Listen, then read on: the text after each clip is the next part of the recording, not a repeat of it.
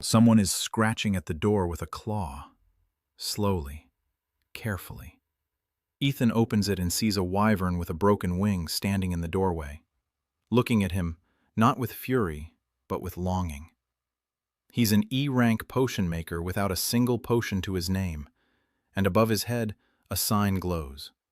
Monster Shop, SSS rank. Let's rewind 3 weeks. Ethan opens his eyes and sees a wet rock above his head. Water is dripping somewhere. He's lying at the bottom of a narrow passageway and doesn't remember how he got here. All he remembers is Marcus's shout from above, "We'll come back for you!" Then darkness. He sits up and doubles over in pain. His left side burns as if a red-hot nail had been driven into it. 3 deep cuts run the length of his shirt. The blood has dried, but every movement reopens the scab. He looks up. A crack 10 meters above his head. Smooth rock without a single protrusion. He can't climb back up. And then he understands, not with his head, but with his body. No one is coming. 3 years in Marcus's group taught him one thing. When heroes say, "We'll be back," they mean, "We've already forgotten." He's an E-rank support, a walking bandage, a disposable item with legs. They'll spend more energy on his funeral than on his rescue. Ethan grits his teeth and crawls forward. His knees are scraped raw. The passage leads to an underground stream. He falls face first into the icy water and drinks until he starts coughing. Then he gets up and walks along the stream. For hours, maybe days. Time doesn't exist in the dark. He eats moss from the walls, sleeps on bare rock. On the 3rd day, or the 7th, a greenish light flares up ahead. The moss on the walls glows. The passage widens. It smells of earth and roots. Ethan steps out of the cave, and the light hits his eyes so hard that he falls to his knees.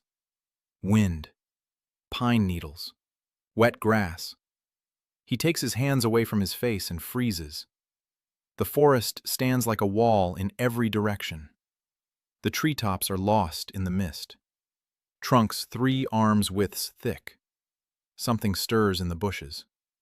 Something watches from above. And that's when the worst begins.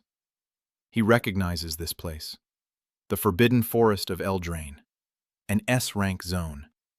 Not even experienced squads venture here. And he stands here alone. An E-rank support without potions, with 3 cuts on his ribs. He's supposed to die within the first hour, but for some reason the forest doesn't attack. Ethan walks for 3 weeks. He eats bark and roots. Half of it turns out to be poisonous. It turns him inside out. He keeps going. He finds mushrooms on a fallen tree trunk and cries with joy, and then laughs because crying over mushrooms is a new low. It rains almost every day. His shirt rots away. He wraps himself in bark. One night, a bear passes by, black with blue streaks along its beats, as tall as a van. The bear looks at Ethan. Ethan looks at the bear. The bear snorts and walks away. On the 21st day, Ethan steps out into a clearing. A structure stands in the middle. Stone walls, a crooked roof. The dark wooden door is covered in ivy. He places his hand on the wood and shivers. It's warm. Not from the sun, from the inside. He pushes the door. Inside, dust up to his ankles, broken shelves, a dark stone counter with cracks, a dead owl in the corner. Ethan steps over the threshold and the door slams shut on its own. He sits down on the floor, leans his back against the counter, and cries. Quietly, without a sound, like adults cry when no one is around. Not from pain, though everything hurts. Not from hunger, though his stomach stopped asking for food long ago. He cries because he tried for 3 years. For 3 years he brewed potions until 3 in the morning. For 3 years he patched up other people's wounds. For 3 years he heard the word bandage behind his back. And in the end, they threw him out like a broken tool. He wipes his face with his sleeve. He looks at his hands. His hands are shaking, but they're still. And he speaks aloud to the empty room. No group, no money, not even a skill. But there's a roof, and a counter, and he can start from the counter. And in that very second, the air in front of his face crackles. Blue light floods the room. An interface he's never seen before unfolds. A shop for monsters. Rank SSS. Activated. The first customer will arrive in 6 hours. We recommend sweeping. Ethan blinks. He reads it again. SSS. He's an E-rank potion maker who'll be devoured by a wolf. And the system says SSS. And a shop. For monsters. In 6 hours, a monster will come here. A customer. Ethan looks at the dust. He stands up, finds a piece of a broom, and starts sweeping. He sweeps the floor from the door to the counter, finds a well with clean water behind the counter, drinks his fill, wipes down the counter, and the stone beneath the dirt turns out to be smooth, dark green, and warm, like the door, as if something is living inside it. He buries the owl in the yard. He digs a hole with his hands. He stands there silently for a minute. He returns. He clears away the debris in the far corner and finds a whole hearth under the stones. He strikes a fire with a flint. The flame flares up immediately, as if the hearth had been waiting. And for the first time in 3 weeks, Ethan stops shivering. He sits by the fire and thinks, what can he sell to the monster? No goods, no ingredients, no tools except a sewing kit and a knife fragment. The system gave him SSS but gave him nothing, just a timer. Ethan goes outside. Behind the bench, a bush with red berries. Under the tree, willow bark. In the grass, something resembling mint. Wild bees are buzzing in the old oak tree. And he freezes. He doesn't know what to do with the monster, but he knows exactly what to do with the willow bark and honey. Willow bark reduces inflammation. Honey is an antiseptic. This isn't a potion. Potions require mana and skill, and his skill has been silent ever since he fell. But the decoction is just a decoction. Chemistry, not magic. Ethan gathers the bark. He grinds it on a flat stone. He climbs into the hollow for honey, and the bees sting him 4 times. He endures it.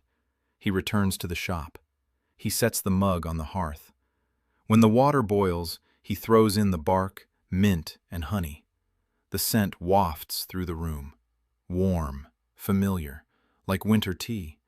And for a single second, it seems to him that everything will be all right. The timer reaches 0. A sound comes from outside. Not a knock, a scrape. Someone is scraping a claw against the door. Slowly, carefully. Like a cat that wants to come in but is afraid. Ethan stands up. He walks over. His hands aren't shaking. He opens the door. A wyvern stands on the threshold. Young, about the size of a large dog. Its scales are dull green with brown spots. Its left wing hangs at an odd angle, broken. The membrane is torn. The wyvern looks up at him with yellow eyes and doesn't hiss, doesn't attack. It just stares. And there is no rage in its eyes. There is longing. Ethan knows that look. He saw it in his grandmother's eyes after her stroke, when she stared out the window and couldn't explain what hurt because everything hurt. He steps aside. The wyvern enters. She lies down by the hearth. She rests her head on her paws. She closes her eyes. Ethan closes the door. He sits on the floor across from her and watches. Ethan watched the wyvern for 30 minutes. He didn't touch her. He didn't approach her. He just watched. She lay by the hearth, breathing unevenly. Her inhalations were short. Her exhalations were long and wheezy. She pressed her left wing against her body, and every time the fire crackled louder, her whole body shuddered. Ethan watched and took note. Her neck was tense. So it wasn't just her wing that hurt, but her shoulder joint as well. She was tucking her right hind paw under her. So she'd been putting weight on it for too long, compensating for the imbalance from her wing. The scales on her side were dull and dry. Dehydration, or stress, or both. He wasn't a vet. He'd never treated a wyvern in his life. But he'd been running a blog about fixing things for 7 years, and the main rule of repair was simple. First, figure out what's broken, then figure out why, then fix it. Ethan stood up and slowly walked over to the mug on the hearth. The broth had already cooled to lukewarm. He poured it into a shallow bowl he found under the counter. He placed the bowl in front of the wyvern, an arm's length away. The wyvern opened one eye. She looked at the bowl. She looked at Ethan. He sat back. She pulled herself up on her front paws and lowered her muzzle into the bowl. She drank for a long time. Her tongue was dark blue and forked. When the bowl was empty, the wyvern raised her head and made a sound for the first time. A low, vibrating hum. Not a growl. Something else. Ethan decided it was a thank you. Or at least, don't kill me. He waited another 10 minutes. The wyvern didn't leave.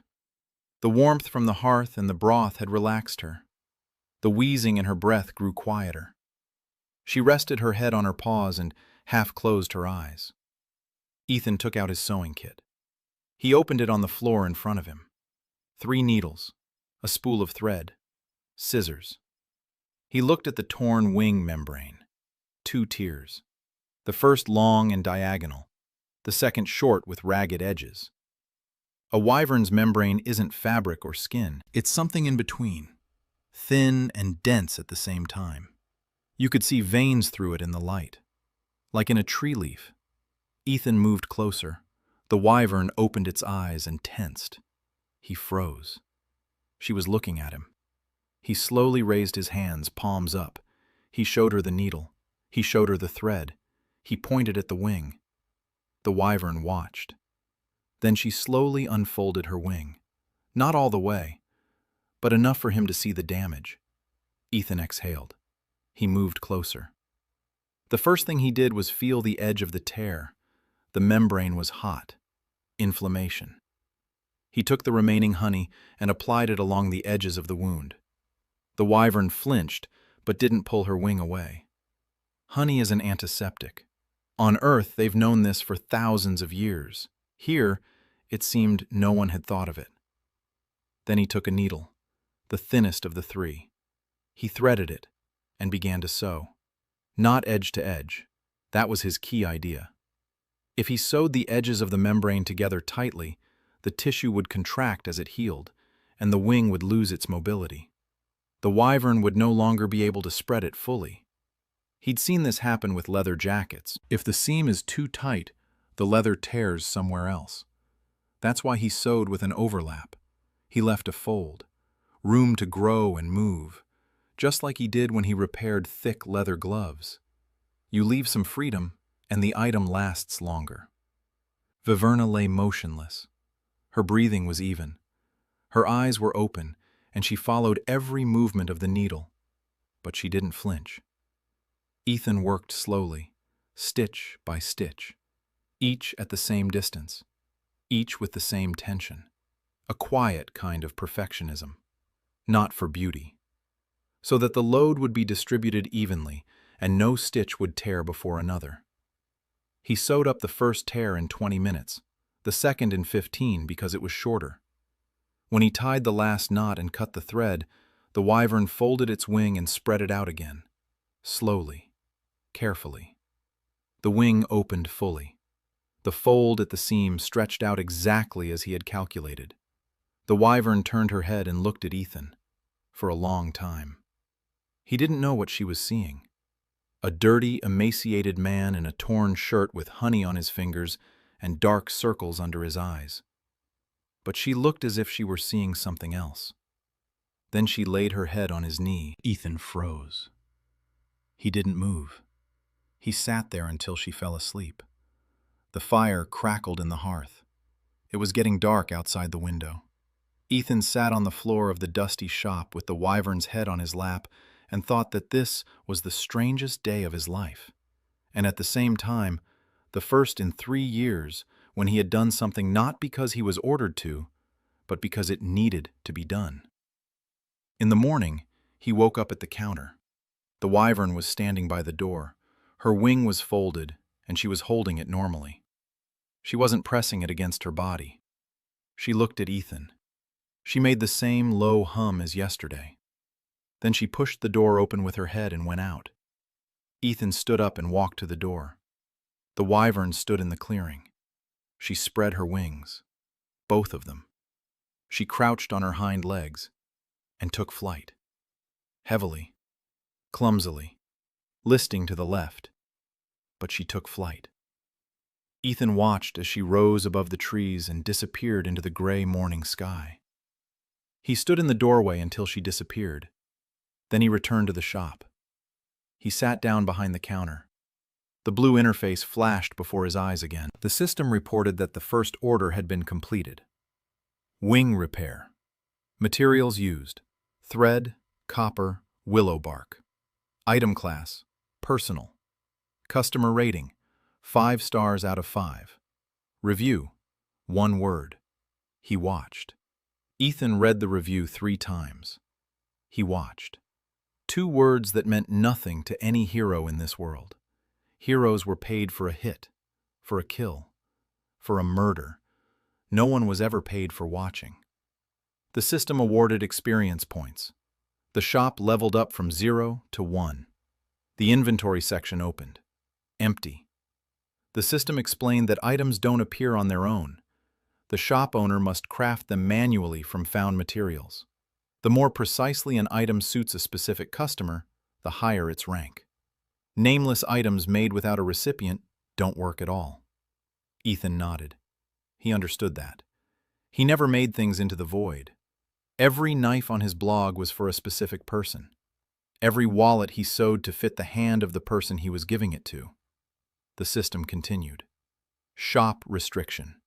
Serving people is impossible. When a human is present in the shop, all items lose their properties. Ingredients lose their effect. Tools lose their sharpness. This restriction cannot be removed. Ethan reread it. For monsters only. He can't sell anything to any human, not even to himself. He is the continent's strongest potential crafter, yet he remains an E-rank support who can be killed by an ordinary wolf. He looked at his hands. There was still honey on his fingers. He said aloud that he understood. Let's get to work. The next few days blurred into one. Ethan repaired the shop. With his bare hands, stones, and sheer stubbornness.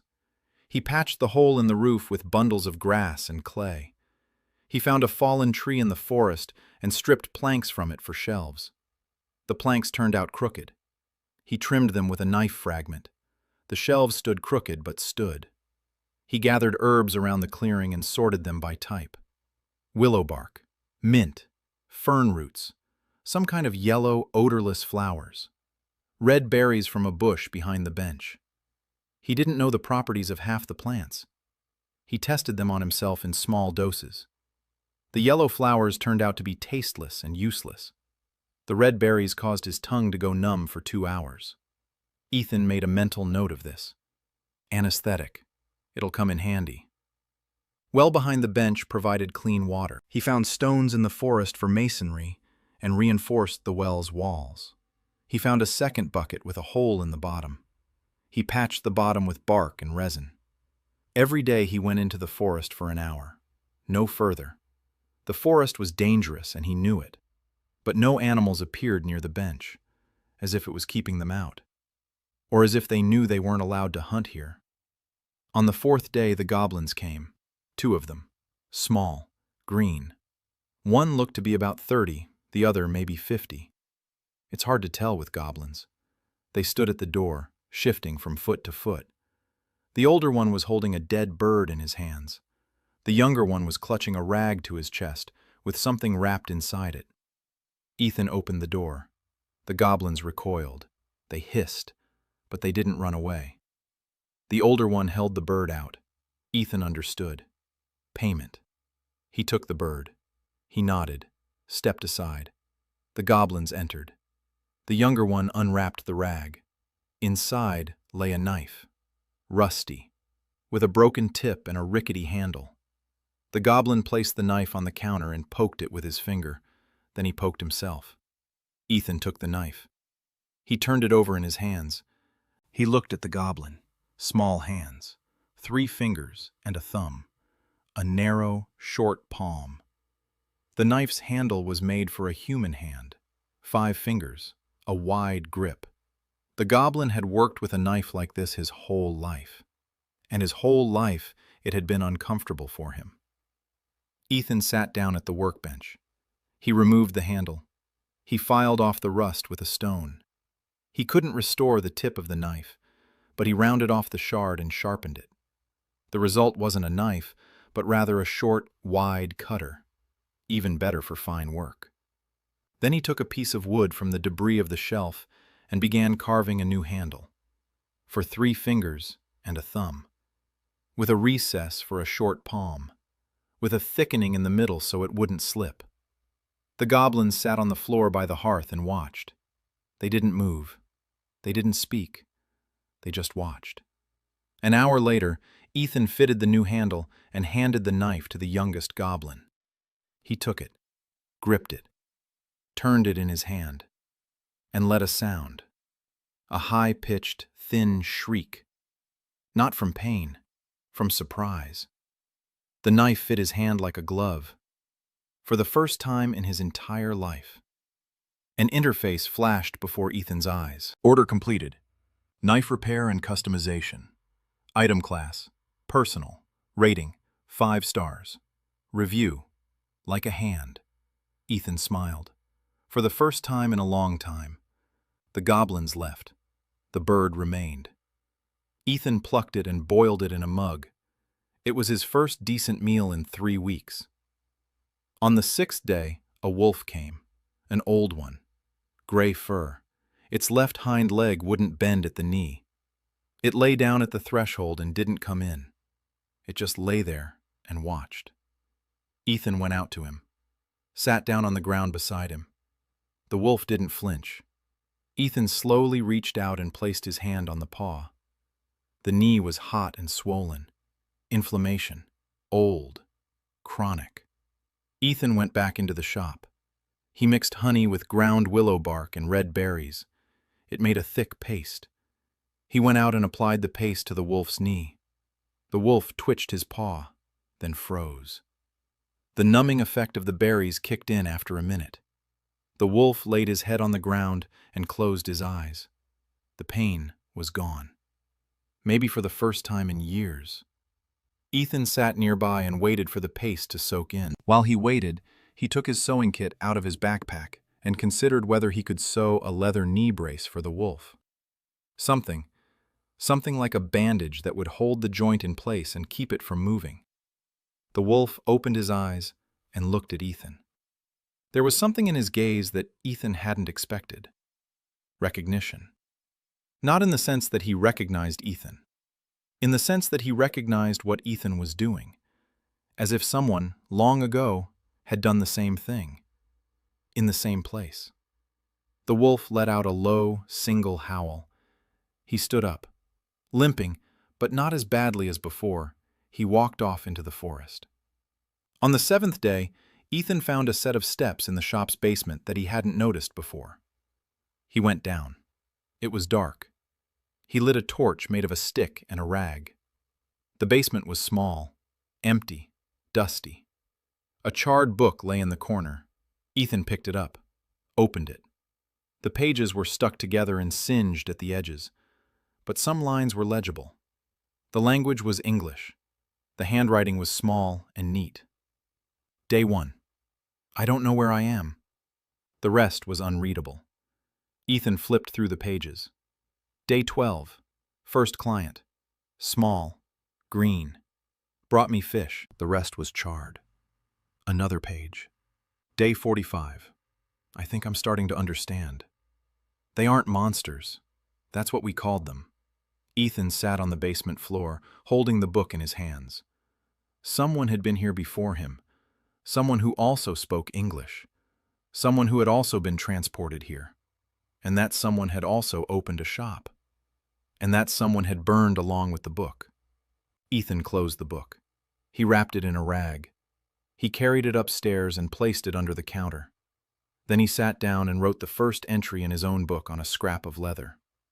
Young goblin, 3 fingers and a thumb, left-handed. A knife fits his narrow palm. Likes it warm. Old wolf, left hind knee, chronic inflammation.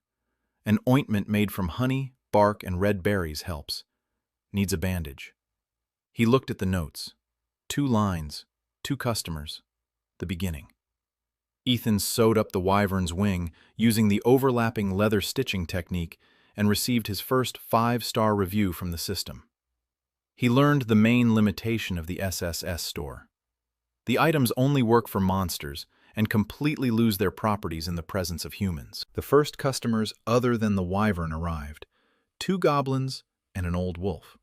In the basement shop, Ethan found a charred notebook in English that belonged to who had been here before him. On the 8th day, Ethan decided he needed a name for the shop. Not because customers were asking, because every morning he woke up and didn't know what to call the place where he lived. A house isn't a house. A store isn't a store. A workshop is closer, but still not quite right. He stood at the counter and thought. The counter was warm. Always warm. Even at night, when the hearth was dying down, the stone held the heat as if it had its own heart inside. Ethan placed his palms on the stone. Warm counter. He said it out loud. Warm counter. In English, it sounded like warm counter. He found a piece of wood. He burned one end in the hearth to make a charcoal briquette, and wrote 2 words on the board. He carried it outside and leaned it against the wall next to the door. Crooked, lopsided, letters of different sizes. But it had a name. Warm counter. That morning, a girl came out of the woods. At first, Ethan didn't understand what he was seeing. She was small, barely taller than his knee, and transparent. You could see the grass behind her through her. Her body flowed and shimmered like water in a bag. A bluish glow emanated from within. A slime. Ethan had seen slimes in the dungeons. Tiny blobs of slime that F-rank heroes were sent to kill on their first quest. 1 copper coin's worth of loot. But this slime was different. It had a face, eyes, a mouth, something resembling arms and legs. It stood at the edge of the clearing and trembled. Ethan stepped out onto the porch. He sat down on the step. He didn't approach. He waited. The girl stood there for about 10 minutes. Then she took a step. Then another. Then she ran toward him. The slime's running looked strange, as if someone were rolling a balloon across the grass. She ran up to the porch and stopped. She looked up at him. Her eyes were dark spots inside a blue body. Ethan asked where she was from. The girl didn't answer. He asked if she was alone. Silence. He asked what her name was. She opened her mouth and whispered, "They don't have names." Her voice was quiet, like water dripping into a glass. Ethan paused. Then he said that if she wanted, he could come up with a name for her. She looked at him and said nothing. Ethan thought, Mina. It means beautiful, where he comes from. The slime girl glowed brighter. Her whole body flared with a soft blue light like a light bulb turned up. She said 1 word, Mina. Then again, Mina. Then she climbed onto porch and sat down next to Ethan, and she stayed. Mina didn't say much, but she took action. By noon, Ethan noticed that the floor of the shop was clean. Not just swept, but clean. Mina flowed across the floor like water and gathered all the dirt into herself. Then she went outside and flowed back in, already clean. Ethan watched this and didn't know what to say. He said, "Thank you." Mina lit up. That evening, the goblins returned. Not 2, 5. The youngest, with his knife repaired, brought 3 others. One of them was big, broad, with a scar across his whole face and hands like shovels. He entered the shop, ducking under the lintel, and looked at Ethan with a heavy gaze. The younger goblin rattled off a few words in his language and showed him the knife. He twirled it in his hand. He demonstrated how well it fit. The big goblin silently took an axe from his belt and placed it on the counter. The axe was dull. The blade was chipped. The handle was wrapped in dirty leather that had long since turned into a rag. Ethan picked up the axe. Heavy. Too heavy for his hands. But he saw the problem right away. The blade was sharpened incorrectly. The angle was too steep. Upon impact, the steel didn't cut, but crushed. And the handle was too long for a goblin. The large goblin held it by the middle rather than the end because his hand couldn't reach the end. Ethan worked for 3 hours. He resharpened the blade to the correct angle. He shortened the handle. He wrapped it in new leather. He found some resin in the forest and soaked the wrapping so it wouldn't slip in wet hands. While he worked, he glanced at the big goblin. The goblin was sitting against the wall, scratching his left knee. Constantly. Reflexively. Ethan finished with the axe and held it out. The big goblin took it, weighed it in his hand, swung it around. His eyes widened. He said something in Goblin. The younger one translated. He said the axe felt lighter. Ethan replied that it was the same axe, just that the handle was right now. Then he pointed at the big goblin's knee and asked, "Has it been hurting for a long time?" The big goblin froze. He looked at Ethan. Then he slowly nodded. Ethan went to the hearth and mixed the ointment. Honey, willow bark, red berries. The same recipe as for the wolf. He applied it to the knee. The big goblin flinched when the paste stung. Then he froze as the numbness set in. Then he looked at Ethan and said one word in human. Grum. That was his name. Ethan nodded. He took out his scrap of leather and wrote it down. Grum. Goblin. Large. Left knee. Chronic. Ointment helps. Axe for a short arm, blade angle 20 degrees. Grum watched as Ethan wrote it down. Then he said one more word. Tuda, and pointed to the door. There stood a small goblin girl, red hair sticking out in all directions, her face covered in soot. She was clutching a twig in her hands.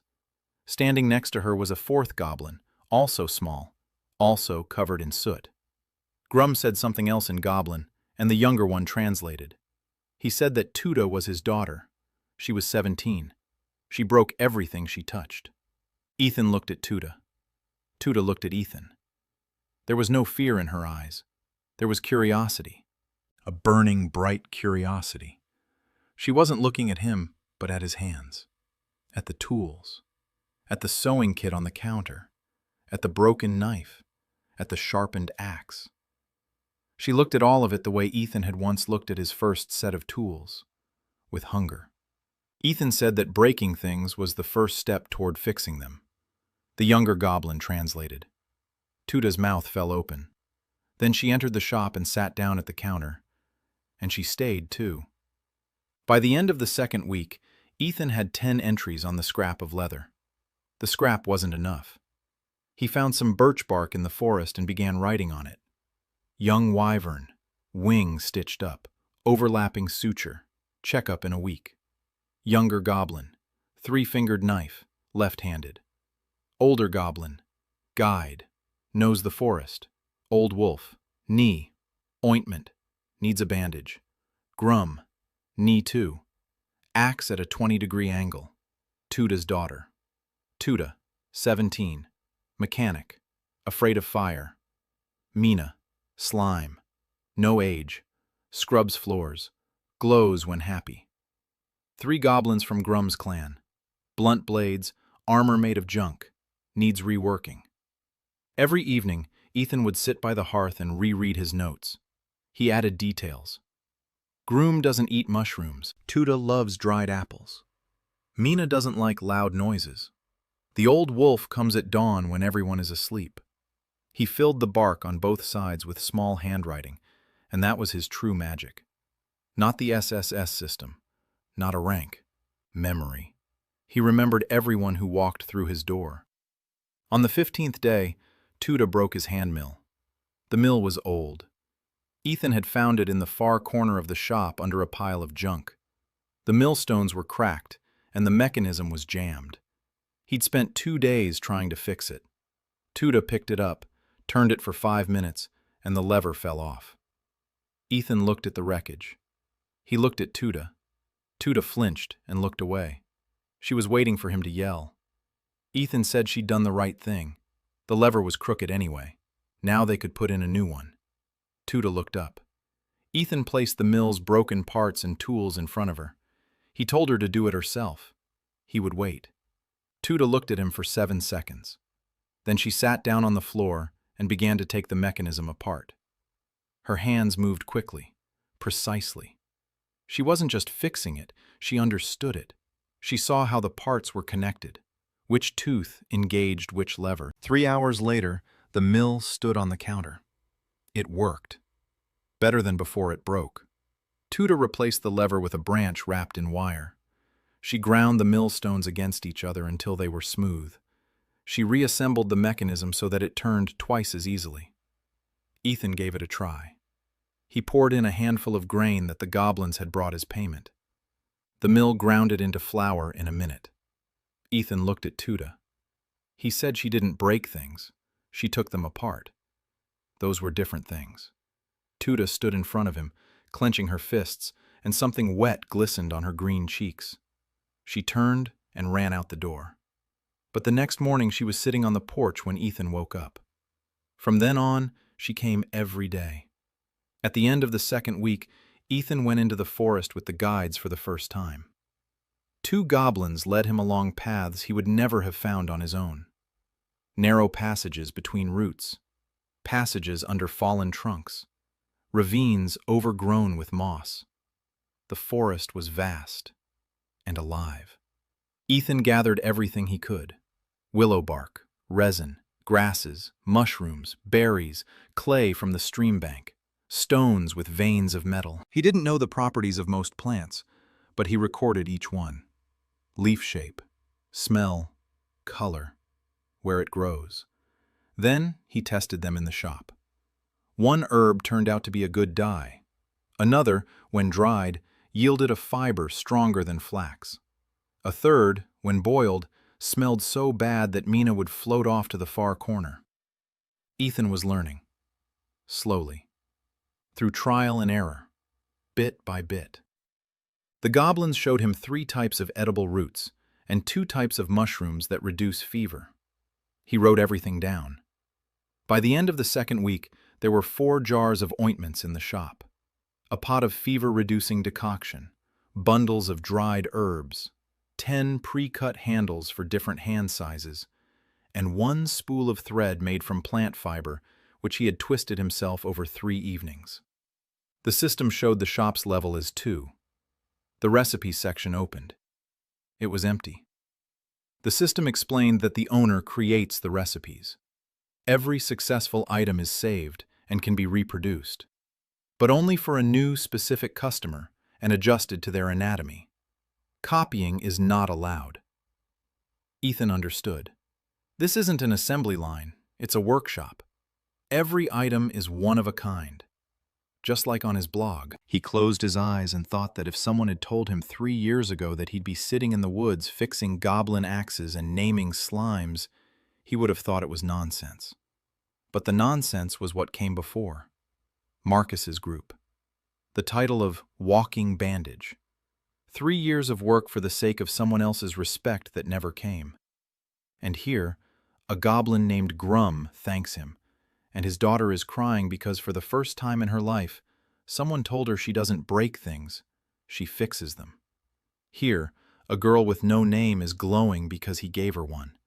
Here, an old wolf comes at dawn and lies down by the threshold because it doesn't hurt here. Ethan opened his eyes. He looked at the bench, crooked shelves, a soot-stained hearth, a counter made of warm green stone, a board by the door with an inscription in charcoal, a warm counter. He thought that for the first time in 3 years in this world, he had woken up in the morning and didn't want the day to end. In the 3rd week, the wyvern returned. Ethan was standing by the well when a shadow covered the clearing. He looked up. It was circling above the bench. Its wing was flapping. The suture held. It descended slowly in a spiral and landed on the roof. The roof creaked but held. The wyvern folded its wings and looked down at Ethan. Then it climbed down. But not alone. 3 more wyverns emerged from the forest behind it. 2 young ones, one older. Dull scales. One was limping. Another had a laceration on its side, already scabbed over but unevenly. The third, the largest, stood behind them and stared at Ethan without blinking. His first client approached him and dropped something on the ground at his feet. A stone. No, not a stone. A core. Dark blue with golden veins, the size of a fist. Warm. Ethan picked it up and felt a tingling in his palm. The system flashed before his eyes. S-rank core acquired. Market value, 200,000 coins. Ethan looked at the core.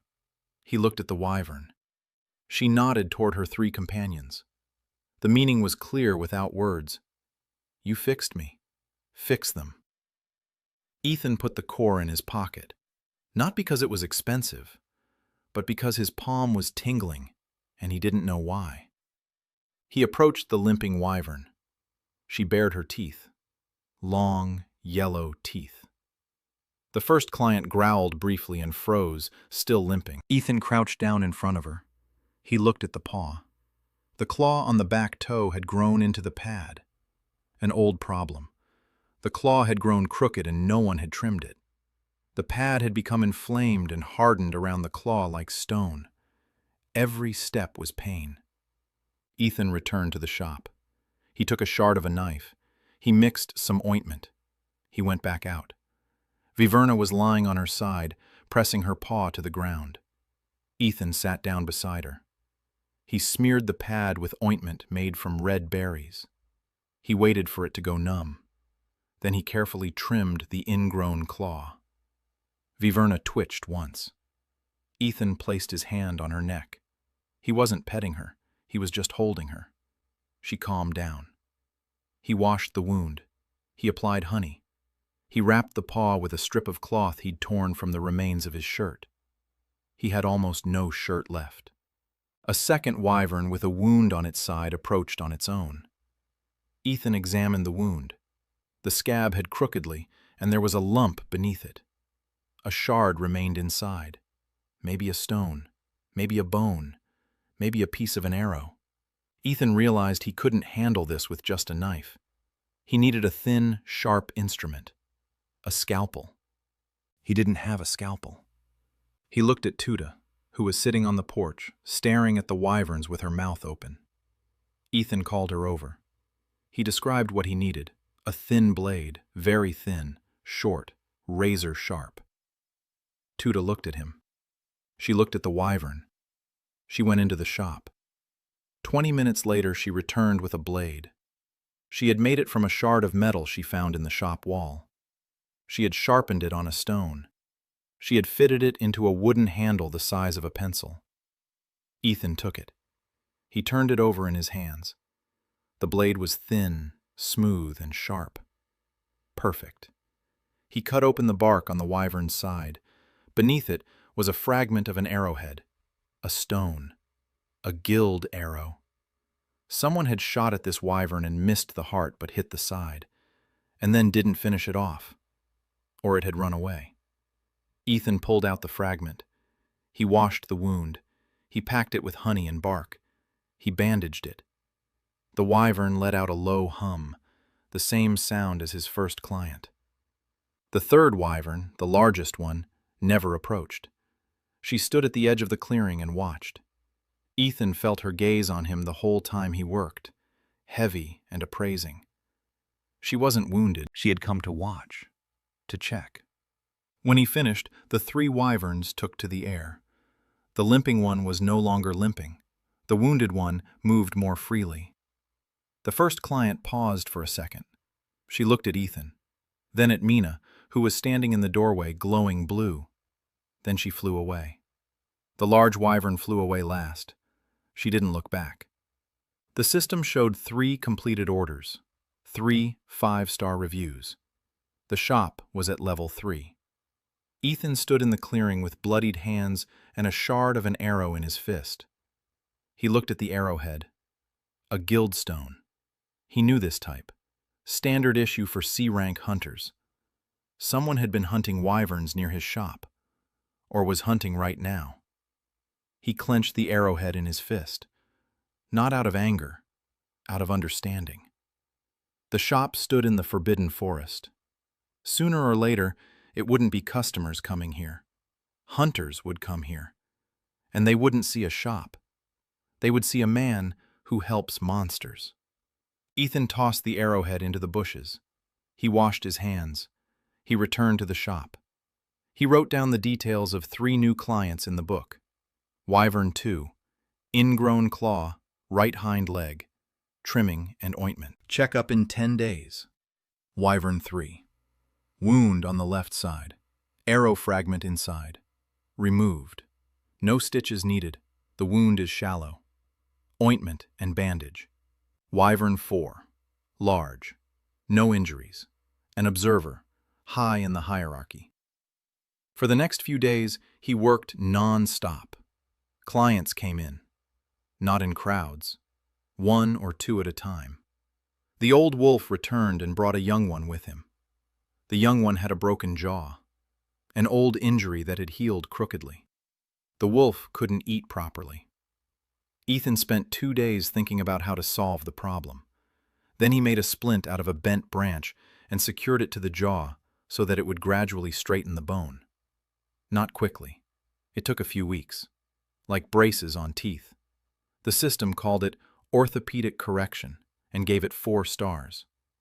It will give a 5th when the result is confirmed. The goblins came every other day, each with something. A dull knife, a bag with holes, a stick that was supposed to be a spear but looked more like a stick. Ethan fixed everything. He tailored each item to its owner. A spear for a goblin who's a meter tall and one for a goblin who's a meter 20 tall are 2 different spears. The length of the shaft, the grip position, the weight of the tip, the balance. Everything was different. The goblins watched him work and said nothing. Then they took their things and left. But each time there were a few more of them. 3, then 5, then 8. On the 25th day, Grum came alone, without an entourage, without weapons. He sat by the hearth and was silent for a long time. Ethan didn't rush him. He brewed a potion. He waited. Grum spoke, slowly, in broken human language. He said that his clan lived in caves 2 hours' walk from the shop. 40 goblins, 10 children. They lived in the dark because the light killed them. The children were sick from the damp. The old people were dying from the cold. They had neither proper weapons, nor warm clothes, nor medicine. They had lived like this for 200 years. Ever since there were so many people. Ethan listened. He didn't interrupt. Grum spoke some more. His voice was low and raspy, like stone on stone. He said his father had told him about the shop. His grandfather had told his father. A long time ago. A very long time ago. There used to be a shop here, and a man in it made things. For them. For the goblins. For the wolves. For everyone. Then they killed him. They burned down the shop, and for 200 years there was no one. Grum looked at Ethan. His eyes were yellow with vertical pupils. They were filled with water. He said that when his son brought home a knife that fit a goblin's hand, Grum couldn't sleep for 3 days. Because he realized the shop had returned. Ethan sat quietly. He thought about the notebook in the basement. Day 45. I think I'm starting to understand. They aren't monsters. We're the ones who called them that. Someone wrote that 200 years ago. Someone who also came from Earth. Someone who was killed for doing the same thing Ethan is doing now. He looked at Grum. He said he wasn't going anywhere, and that he needed a list by tomorrow morning. Who was sick? Who had broken bones? Everyone's measurements, all 40 of them. Grum blinked. Then he nodded. Then he stood up. And as he walked out, He turned around and said one word. Master. The door closed. Ethan sat in silence. Mina glowed in the corner with a soft blue light. Tuda was sleeping on the floor by the hearth, curled up in a ball. The wind howled outside the wall. Ethan took a piece of birch bark and began to write. A plan. For tomorrow. For the week. For the month. 40 goblins. 10 children. Each one has something that hurts. Each one has something broken. Each one is missing something that should be there. He wrote until late into the night. When he finished, the list covered both sides of 4 pieces of birch bark. He placed them under the counter next to the charred book of the previous owner. Then he lay down on the floor by the hearth. He closed his eyes. There would be a lot of work tomorrow. It was the first thought in 3 years that made him feel good. Groom arrived at dawn. 3 goblins were with him. They were carrying bundles. Inside lay pieces of leather, tanned coarsely but firmly tanned. Skins in bundles. Bones polished smooth. Stones with sharp edges. These were materials. Everything the clan could gather in a single night. Groom placed the bundles on the counter and handed Ethan a piece of birch bark. 43 lines were scratched into it, a symbol next to each one. Ethan couldn't read the goblin script, but Groom translated. The first line was himself. Knee. Second one was Tuda, the burns on her palms that she hides. Ethan looked at Grum. Burns. Grum nodded. Tuda is afraid of fire, but a year ago she crawled into a burning burrow to pull out her younger brother. She pulled him out. She burned her hands. Since then, the skin on her palms has tightened, and it hurts her to grip tools. Ethan remembered how Tuda held the mill parts, firmly, confidently. He hadn't noticed she was in pain. She hadn't shown it. He closed his eyes for a second. Then he opened them and continued listening. The third line, an old goblin who is blind in his left eye. The fourth, a young goblin woman with a child in her arms. The child has been coughing for 3 weeks. Fifth, sixth, seventh, teeth, backs, arms, legs. Everyone is missing something. Everyone has something that hurts.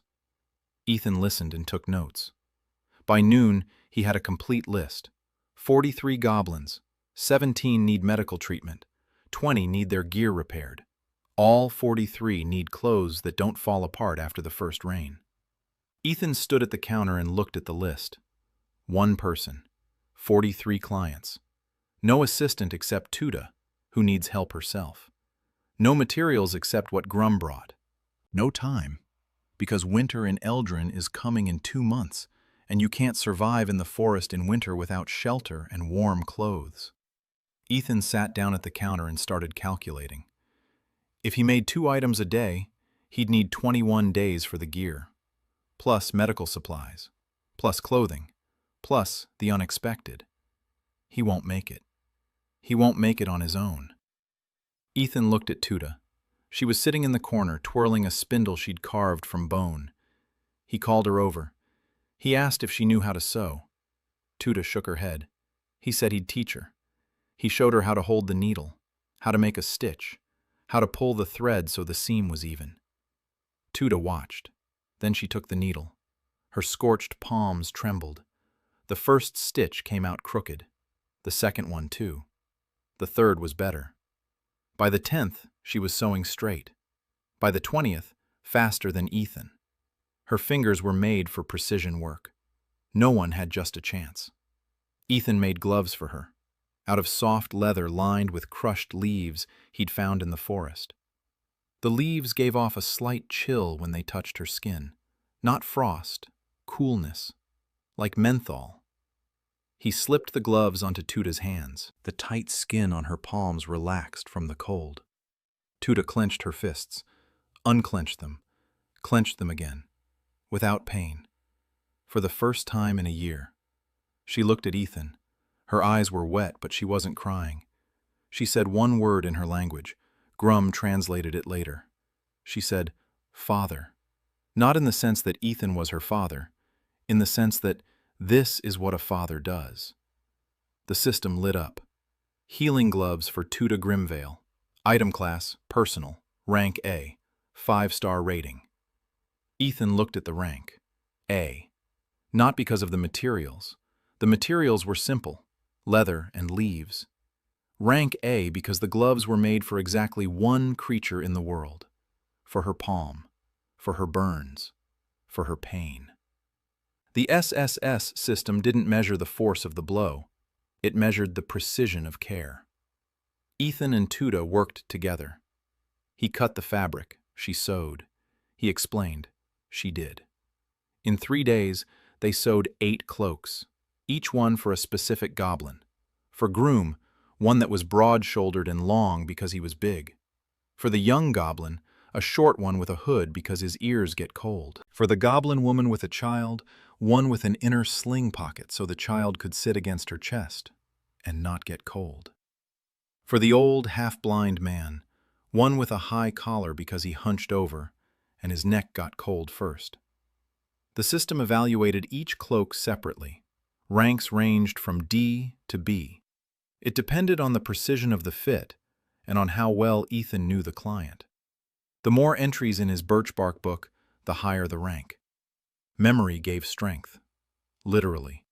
Between sewing, Ethan treated patients. The coughing child turned out to have a cold complicated by the dampness. Ethan brewed a decoction of hot roots and honey. Not a potion. Just a warm drink that reduces inflammation and warms the chest. The mother sat by the hearth, holding the child in her arms and watching as he drank, and the cough subsided. She didn't say thank you. She looked at Ethan in a way that made him have to look away. Ethan couldn't restore the old, half-blind goblin's sight. But he made him an eye patch for his good eye, out of thin leather with a slit in it. Like a visor. Protection from the glare that blinded his only working eye. The old man put on the patch. He turned his head. He looked at the bench. Then he looked at Ethan and said he could see his face. Rank D, an eye patch made from a scrap of leather. But the old man could see. On the 28th day, Sora arrived. Ethan didn't know she was coming. He wasn't expecting her. He was standing at the counter, sharpening a knife for the next goblin, when the door opened. Standing in the doorway was a tall figure in a hooded cloak. Ethan looked up. From under the hood, yellow eyes with vertical pupils were staring at him. Wolf-like. She stepped inside. She pulled back the hood, short gray hair, ears pointed upward. Human features, but the jawline was slightly longer, and her teeth were a bit sharper than they should be when she spoke. Tall. A head taller than Ethan. She moved like a soldier, every step measured, every movement economical. 2 blades on her belt, a bracelet with the guild's emblem on her left wrist. She was a hunter. A wolf hunter who worked for the guild. And she had come to kill him. Ethan didn't realize it right away. He realized it when he saw how she was looking. Not at him. At the counter. She was surveying the room the way one surveys a target before striking. Where the exits were. Where the cover was. Where the weak spots were. Then she looked at the counter. At the jars of ointments. At the bundles of leather. At the birchbark book. Then at Ethan. He stood with a knife in his hand. Not a weapon. A tool. A small, blunt knife for trimming leather. She could kill him before he could blink.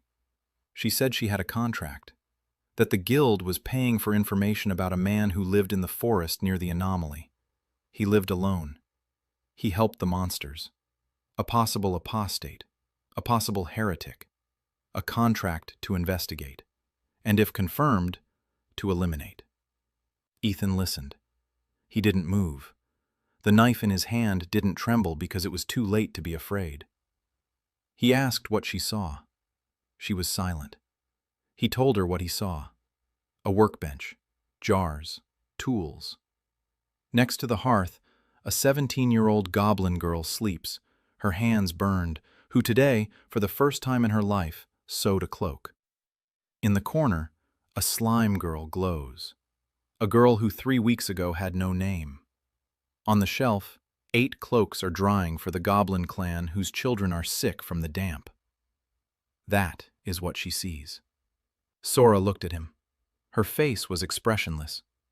Then she slowly turned her head. She looked toward the hearth and froze.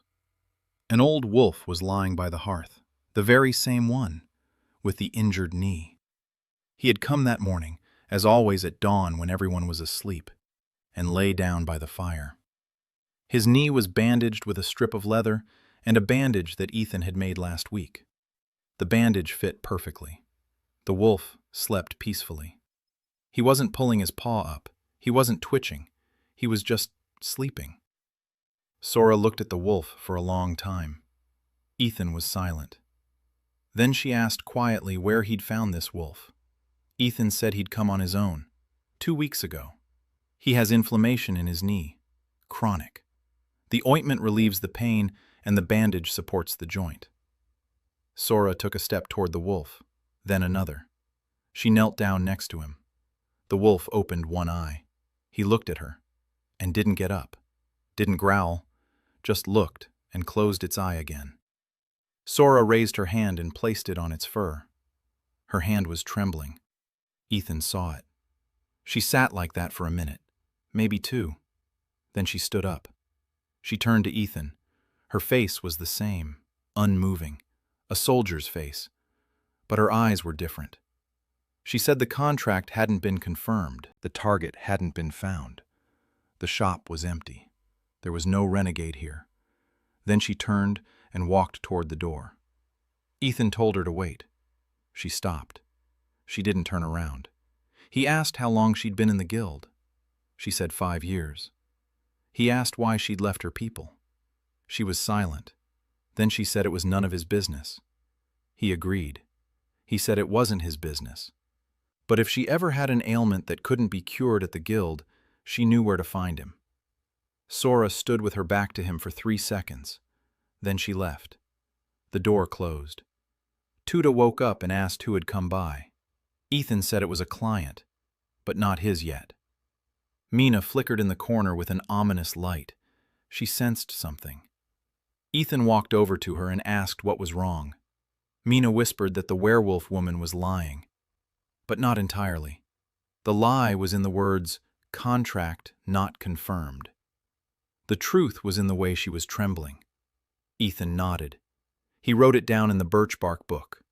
A she-wolf, a beast hunter, name unknown, guild hunter, reconnaissance contract, failed to fulfill, reason unknown, trembling hands, came to kill, but looked at the old wolf and changed her mind. He ran his finger over the entry. Thought. Finished writing. Large hand size S gloves, in case she returns. The next 3 days were spent in work. Ethan finished all 8 cloaks, sewed 5 more, repaired 4 knives and 2 axes, made a bandage for the goblin with the bad back out of leather and wooden slats. Tuda sewed, assembled, and sharpened right beside him. Mina cleaned up and warmed water in mugs, pressing her body against them. Grum came every evening, picked up the finished items and shared the news. The forest is quiet. No monsters are visible from the depths. The rains will start in a month. We need to hurry. On the 31st day, Ethan finished the last cloak, the 13th. For a little 6-year-old goblin who was afraid of the dark, Ethan sewed a piece of glowing moss to the hood, wrapped in the clear slime film Mina had given him. The hood glowed with a soft green light, a little nightlight. The child would no longer be afraid of the dark in the cave. The system rated the cloak, rank B.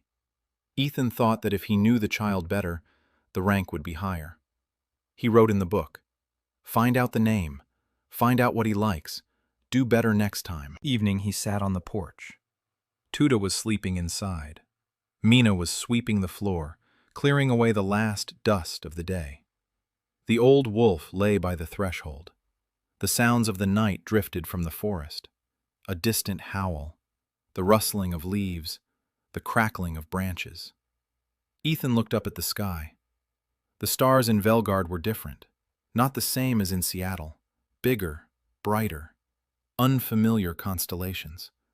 But the sky was the same, dark, vast, indifferent to everything swarming beneath it. He thought of Sora, about her trembling hands. She'll come back. He didn't know where that certainty came from, but she'll come back. People who tremble when they stroke a sleeping wolf can't wear a guild bracelet for long. He thought of Marcus. Somewhere far from here, Marcus is living his life as a hero, killing monsters, receiving rewards, drinking feasts at banquets. And he has no idea that the useless potion maker he left in a pit is now sitting on the porch of a monster shop, sewing cloaks for goblins. Ethan smiled, for the first time in a long time. Then he stood up. He went inside. Tomorrow, another 29 goblins are waiting, and the wolf who needs me a bandage, and maybe a wyvern that needs its stitches removed. Lots of work. The warm counter is open. Sora returned 9 days later, at night. Ethan woke up because Mina was glowing red. Not blue, red. Alarm. He got up quietly. He walked to the door. Behind the door, someone was breathing, heavily, with a wheeze. He opened it. Sora was kneeling on the porch. Her left hand was pressed against her right side. Blood was trickling between her fingers, black in the moonlight. She raised her head and looked at him. Her eyes were clouded with pain. She said one word. "Help." Ethan grabbed her by the shoulders and pulled her inside. She was heavy, muscle and bone. He laid her down by the hearth. Tuda woke up and jumped back against the wall when she saw the she-wolf with blades at her belt. Ethan told Tuda to heat some water, quickly. Then he removed his hand from Sora and looked at the wound. A deep cut from her rib to her hip, ragged. Not from claws, from a blade.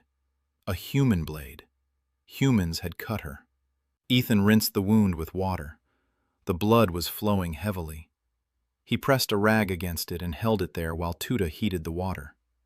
Then he rinsed it again. He applied honey to the edges of the wound. He took a needle. His hands didn't tremble. He'd sewn up people before. For 3 years in Marcus's group, that was all he did. Cuts, scrapes, lacerations from dungeons. But back then, they called him bandage for it. Now no one called him anything. Now he just sewed. Sora lay motionless, teeth clenched, eyes closed. Not a sound. Ethan stitched for 20 minutes. The seam was even. The stitches were uniform, overlapping like a wyvern's membrane, leaving room for movement because a wolf warrior's body moves differently than a normal body. She needed freedom of movement. A tight stitch would tear at the first lunge. He finished, bandaged her up, wrapped the bandage with a strip of leather to keep it tight. Then he brewed a decoction with a double dose of willow bark and made her drink it. Sora drank without opening her eyes. Then she lay down and passed out. Ethan sat down beside her and stayed there until morning. Tuda sat across from him and didn't sleep either. Mina stopped flickering red and returned to blue. The alarm was over. In the morning, Sora opened her eyes. The first thing she saw was Ethan sitting at the counter, sharpening a knife. Not for her, for a goblin, just a regular job. She tried to sit up, winced. Ethan told her not to move. The stitches were fresh. If they came apart, he'd sew them up again, but it would be better not to tear them. Sora lay back down, stared at the ceiling, then asked why he'd let her in. Ethan didn't look up from the knife, said she'd the door. Whoever comes to the door is a client. He has a simple rule here. Sora was silent. Then she said she'd been cut by her own people, the guild. She'd returned with a blank report, target not found. The shop was empty. Her supervisor didn't believe her. He sent a second investigator. He found goblin tracks in the forest that led to a clearing. He reported it. The supervisor summoned Sora. He asked why she was lying. She said she wasn't lying. He struck her. She struck back. 1 against 4. She's a former S rank. She took down 3 of them. The 4th stabbed her with a knife. She fled into the forest. They didn't go after her. Not yet. Ethan listened. Then he asked why she had come here instead of into the forest. The forest is vast. You can hide there. Sora was silent for a long time. Then she said it was cold in the woods. But not here. Ethan nodded. For 3 days, Sora lay by the hearth. Ethan changed her bandage twice a day. Ointment, clean cloth, a decoction. Sora didn't say thank you. She didn't speak. She stared at the ceiling or slept. Tuda gave her a wide berth. We swam close but didn't touch her. The old wolf came at dawn on the 2nd day. He saw Sora, froze in the doorway. Sora turned her head and looked at him. The wolf approached, lay down beside her, pressed his side against hers. Sora placed her hand on his fur, closed her eyes. Ethan saw this from behind the counter. He didn't say a word. He wrote it down in the book. Sora Kim, a wolf shifter, former S-rank hunter of the guild. Left after the incident. Wounded by humans. A cut on her right side from her rib to her hip. 20 stitches. Doesn't eat mushrooms. Doesn't drink cold beverages. Sleeps on her right side but can't right now. Glove size S. Left-handed. On the 4th day, Sora got up. Ethan told her it was too soon. She said she was S-rank and healed faster than humans. It was true. The wound had already closed. Not completely, but enough to move around. She stood by the window and looked out at the clearing. Then she turned to Ethan. She said the guild would send someone else. Not a scout, but combat team. Maybe in a month, maybe in 2. They'll find the bench, they'll find the tracks, and they'll come. Ethan nodded. He knew. Ever since the day he found the arrow fragment in the wyvern, he knew. Sora said that if he wanted, she would stay. Not because she had nowhere else to go, but because there's an old wolf here whose leg someone bandaged, and there's a man here who stitched her up with the same hands he uses to sharpen the goblins' knives. And if any of the humans come in here with weapons, they'll have to get past her. Ethan looked at her.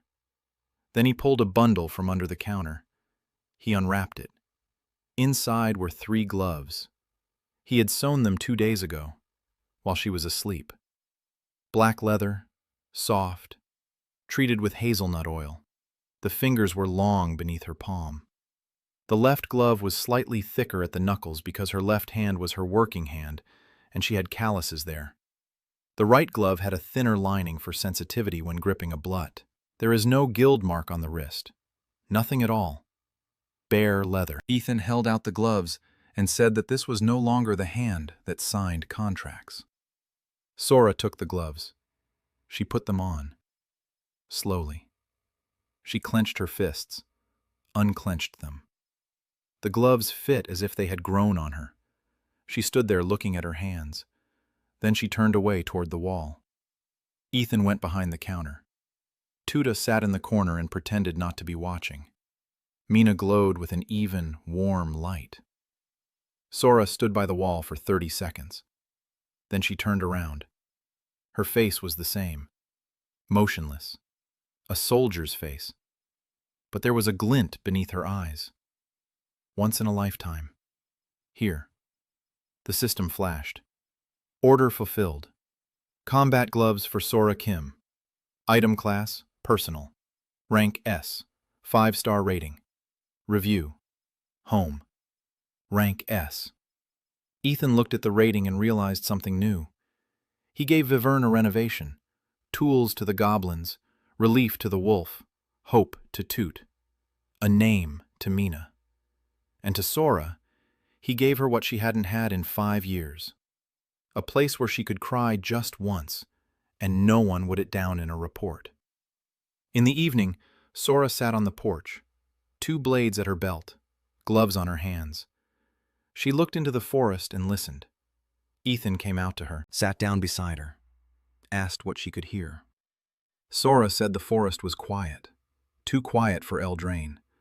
Usually at night, animals howl, fight over territory, and hunt. Now it's quiet. Something is holding them back, something big. Ethan asked what. Sora shook her head. I don't know, but it's nearby. They sat in silence. Then Ethan stood up and went to make tea. 2 mugs, one for himself, one for Sora. No sugar. She doesn't like sweets. He already knew that. The second month began with rain. It rained in Eldraine for 3 days straight. Cold rain, heavy. The roof was leaking in 4 places. Ethan patched the holes with clay and grass, but the water found new cracks. Tuda constructed a system of bark gutters that channeled the water into buckets. 4 buckets stood in the corners of the hut and filled up by nightfall. Sora silently carried them out and emptied them. She returned, wet. She sat down by the hearth. She dried off. She went out to empty them again. Mina was soaking up water from the floor, but by the 3rd day she had swollen to twice her size and was moving slowly. Ethan told her to rest. Mina didn't listen. She kept soaking it up. On the 4th day, the rain stopped. The sun came out, and the forest glistened. Every leaf, every branch, every spiderweb was covered in droplets.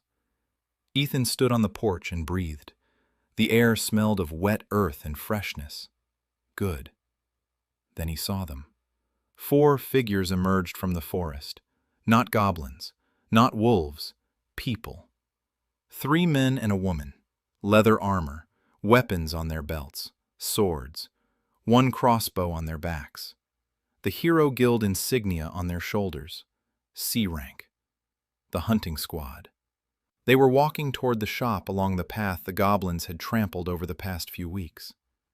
Ethan watched them and felt everything inside him tighten. Too soon. Way too soon. Sora had said a month or 2. 1 had passed. Sora stepped out onto the porch behind him. He heard her move closer. Her right hand was at her hip, next to her blade. The 4 of them stopped 20 paces away. The leader, of medium height with a beard and a scar across his eyebrow, surveyed the shop. Then he looked at Ethan. Then at Sora. His eyes narrowed. He recognized the guild type, a beastmaster in human form, a former hunter turned bodyguard. He'd seen this before. The leader said they were a patrol from the Grey Hall outpost. They were walking through the forest. They saw a building. They decided to check it out. He asked who they were and what they were doing there. Ethan said it was a shop. The leader asked again. A shop. Here. In the Forbidden Forest. Ethan nodded. The leader exchanged glances with his men. The woman with the crossbow squinted and examined the roof. The second man, short and wiry, was sniffing around. The third, a young guy with a sword slung over his shoulder, just stood there, turning his head from side to side. The leader asked if they could come in. Ethan said, "Of course." He opened the door wider. The leader stepped over the threshold and stopped. The shop was empty. The counter was bare. The shelves were empty. The jars of ointments were gone. The tools were gone. A birch bark book lay on the counter, but looked like ordinary bark. Bundles of leather and fabric looked like rags. The SSS restriction kicked in instantly. The man crossed the threshold, and the shop ceased to exist. The older man walked through the shop. He peered behind the counter.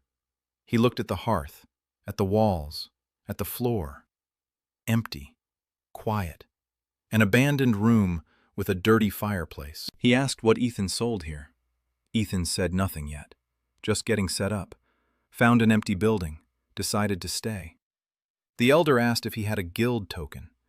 Ethan pulled a worn E-rank token from his pocket. The elder looked at it. E-rank support. Potion maker. He grimaced. Asked where his group was. Ethan said he didn't have a group. He works alone. The foreman looked at Sora. He asked about her. Ethan said she was a hired guard. The forest is dangerous. Sora stood by the door and said nothing. Her face was stony. The foreman returned the badge. He looked around again. Empty. Mud. Rags. A single E-rank potion maker in a ruin in the middle of the forest. A pitiful sight. The senior shrugged. He told his men there was nothing here. Let's go. The 4 turned and headed back down the path. The woman with the crossbow glanced back at the bench once. Then they disappeared behind the trees. Ethan stood in the doorway and didn't move until the sound of their footsteps had faded completely. Then he exhaled, long, slowly, like after holding his breath underwater. Sora, standing nearby, relaxed her grip on her blade. She said they would return. Ethan nodded. But not today. When he went back inside, the shop was just as it had been. Jars on the shelves, tools on the counter, a notebook. The system had restored everything as soon as the last person left the room. Mina crawled out from under the counter where she'd been hiding. Tuda peeked out from the corner. Ethan looked at them and said, everything was fine. They were gone. Then he sat down behind the counter and fell into thought. The restriction had saved him. The shop looks empty to humans, but the path to the shop is trampled by goblins. That's a clue. If the next patrol is more observant, they'll notice the traces. Claws on the trees, fur on the bushes, the scent. Something needs to change. Ethan called Groom over. He explained the situation. Groom listened in silence. Then he nodded. He said his goblins would take a different path, a new one every time. Cover their tracks. Not approach the stall in groups, only one at a time. And only at night. Ethan thanked him. Then he asked if there was a place in the forest for a second entrance. A back door. Groom thought for a moment. Then he said that 50 paces behind the shop there was a ravine. Deep. Overgrown. If they dug a passage from the basement to the ravine, they could enter and exit unnoticed. Ethan went down into the basement. It was small, 3 by 3 feet. The wall at the far end was stone, but the stone was old and crumbly. He poked at it with a knife fragment. The stone crumbled. He could dig. For the next 2 weeks, Ethan dug. 3 hours a day after his regular work. Grum sent goblins to help. Tuda constructed supports for the tunnel out of bones and sinew. Sora stood watch upstairs every night. The tunnel turned out low and narrow, just right for Ethan and the goblins. Too cramped for Sora, but she squeezed through. It was a struggle for Grum, but he made it through. Ethan camouflaged the exit into the ravine with branches and moss. From the outside, it looked like just a pile of forest debris. While they were digging, Ethan didn't stop working. Clients kept coming. The old wolf brought 2 more young ones. One had a tick deeply embedded in his ear. Ethan spent 20 minutes pulling it out with tweezers that Tuda had made from 2 bone plates. The wolf growled but endured it. Sora sat nearby and held his head. She didn't speak to the wolves with words. She spoke differently. A low, vibrating sound from her throat. A wolf's. They listened to her and fell silent. Ethan wrote in his book that Sora could speak to wolves. Then he added that she was shy about it. 2 goblins from a neighboring clan came through the new tunnel at night. Grum led them. Strangers. Not from his clan.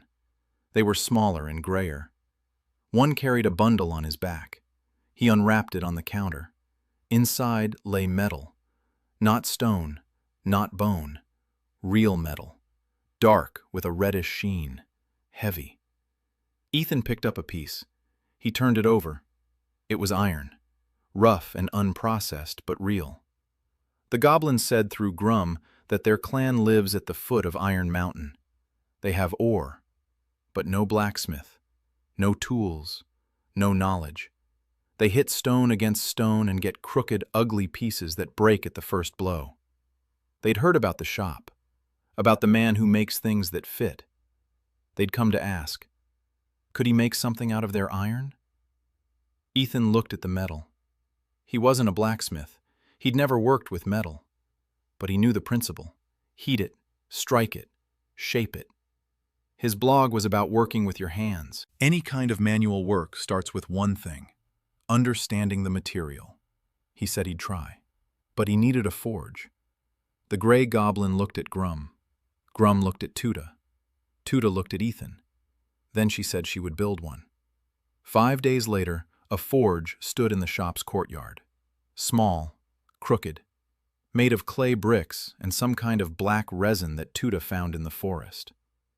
Tuda assembled the bellows from leather scraps and wooden slats. They worked. Air flowed. The coals flared up, not perfect, but good enough. Ethan placed the first piece of iron in the fire. He waited. The iron turned red. He pulled it with tongs made from bent branches, placed it on a stone, struck it with a heavy stone fragment. The iron yielded. He struck it again, and again. The shape changed slowly. The first result was ugly, a crooked plate with a crack down the middle. Ethan looked at it, threw it away, started over. The second result was better, the third even better. By the fifth, he had learned to sense when the iron was ready for a strike and when it needed to be returned to the fire. The first item he forged in 3 days was a spearhead for the gray goblin. Small, light, fitting his hand and his height. The goblin came 3 times, and each time Ethan watched how he held the shaft, where he placed his fingers, how he swung. The spearhead was simple, without decorations, but it sat on the shaft straight, and the balance was right. The system evaluated it. Rank C. The first forged item. The beginning. Tuda watched Ethan work at the forge and memorized it. A week later, she was forging better than him. Her hands were more precise. Her eye was sharper. She felt the metal as if it were a living creature. Ethan stood beside her and showed her. Heat it to this color. Strike at this angle. Quench it in water, not in the air. Tuda nodded. She did it. She made mistakes. She redid them. She never complained. Never. The gloves he made for her allowed her to work with hot metal without pain. She gripped the red-hot tongs and didn't flinch. Ethan added to the book. Tuda, blacksmith. Not a mechanic, blacksmith. By the end of the second month, the shop had changed. Inside, it was clean. The shelves were full. Jars of herbal ointments, bundles of leather, metal blanks. Tools hung on the wall. Knives of various sizes, tongs, a hammer that Tuda had forged herself, needles, thread. In the yard stood a forge and a rain shelter. The well was reinforced with stones. Next to the well was a garden bed. Ethan had planted roots and herbs he'd gathered in the forest. Not everything took root, but the mint was growing, and the willow shoots were reaching toward the light. 2 huts appeared next to the shop. The first was built by Grum's goblins, a small one, made of branches and clay. 2 people lived there who helped Ethan more than anyone else. Scouts. Guides. Sora built the second hut, by herself, out of thin tree trunks and pine branches. Inside, there was only a cot and a hook for swords. She slept there, but came to the shop every evening for tea. 2 mugs. No sugar. An evening ritual that no one discussed, but no one missed. Ethan sat behind the counter. Sora on the floor by the wall. Tuda between them, fixing whatever. Mina glowed in the corner. The old wolf slept by the threshold. Silence. Warmth. Home. Toward the end of the second month, a dragon came into the shop. No, that's not right. A girl came into the shop. Short, thin, black hair down to her shoulders, a delicate face with high cheekbones, dressed in a simple cloak without insignia. On her feet, dark leather boots worn smooth from long walks. She entered silently, didn't knock, didn't scratch at the door, just opened the door and stepped inside. Ethan looked up from his work. Her expression flickered. Not red, not blue, gold. Ethan had never seen anything like it before. The girl walked up to the counter. She opened her mouth, closed it, opened it again. She said she had a toothache. Ethan nodded. He asked which one. She pointed to the right side of her upper jaw, far back. The back one. Ethan asked her to open her mouth. She did. He looked. The tooth wasn't ordinary. Long, sharp, curved backward, a fang, not a human fang, a dragon's. It was broken at the base. The crack ran along the root, and with every movement of her jaw, the shards rubbed against each other. The pain must have been excruciating. Ethan didn't show any surprise. He'd seen fangs. On wyverns. On wolves. This one was bigger and harder, but the principle was the same. He said he needed 10 minutes. The girl nodded and sat down by the hearth. Tuda glanced at her out of the corner of her eye and turned away. Something about this girl made one want to look away. Like the sun. Not painful, but uncomfortable. Ethan took out the resin. The very same kind he'd gathered in the forest for minor repairs. Dark and viscous, it hardens to the consistency of stone within an hour. He mixed the resin with powdered bone for strength. He added a drop honey so the paste wouldn't irritate her gums. He approached the girl. He asked her to open her mouth again. She did. Ethan worked with his hands, his fingers. He applied the paste to the crack, carefully pressed the fragments together, held them until the resin set. Then he applied a second layer, and a third. Each time he let it dry. The girl sat motionless. His fingers were in her mouth. He held her jaw with his left hand so her head wouldn't move. He worked with his right. He didn't think about what he was doing. He just did it.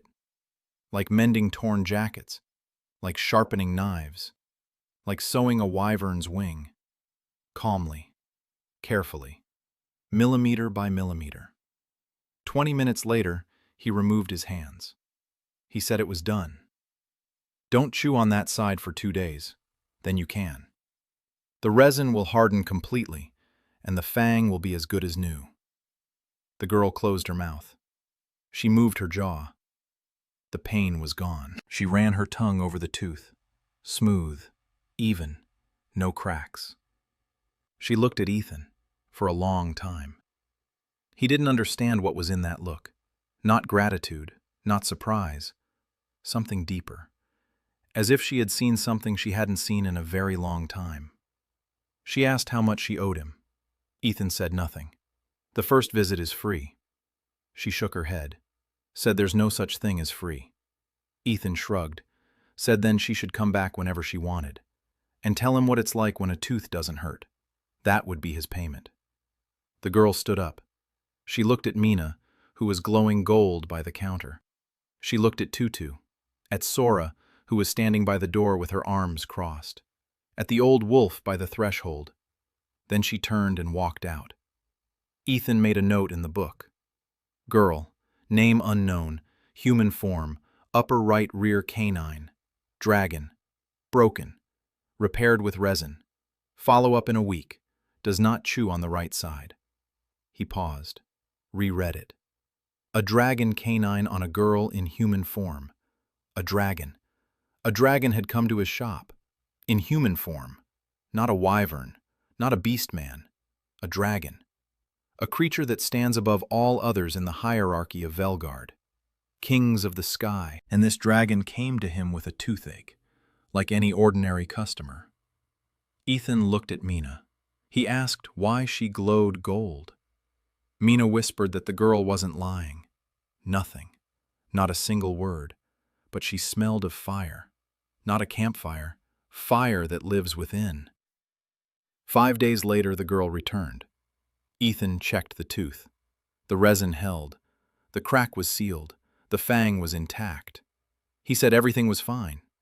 She nodded. Then she sat down by the hearth and didn't leave. Ethan didn't ask why. He worked. She sat. Tuda brought her a mug of broth. The girl took it. She drank slowly. She watched the fire. An hour later, she said her name was Haven. Ethan wrote it down. Haven. Then she said she hadn't been in a place that smelled of food instead of blood in a long time. Ethan didn't answer. He was brewing a potion for the wolf cub whose jaw splint was coming off tomorrow. Haven came every other day, then every day. She sat by the hearth. She drank the potion. Sometimes she helped Tuda hold parts. Sometimes she just sat in silence. She never said who she was. Ethan didn't ask. In his shop, a customer is a customer. No interrogation. No questionnaire. You came. You sat down. You're warm. The rest is your business. On the 12th day after Haywan's first visit, shadows appeared in the sky above the shop. 3 shadows, large ones. Ethan stepped out onto the porch and looked up. 3 dragons, real ones, not in human form. Huge, their wingspans as wide as a house. Their scales were dark blue with a golden sheen. They circled over the clearing without descending. Then one came down. It landed at the edge of the clearing. The ground shook. The trees bent in the wind. The dragon folded its wings and stared at Ethan with eyes the size of his head. 2 figures in human form emerged from the forest. A man and a woman. Tall, upright. Their faces as still as if carved from stone. They were clad in scale armor, a symbol on their chests. The Eastern Pack. The man approached the porch and spoke. His voice was like a rockfall.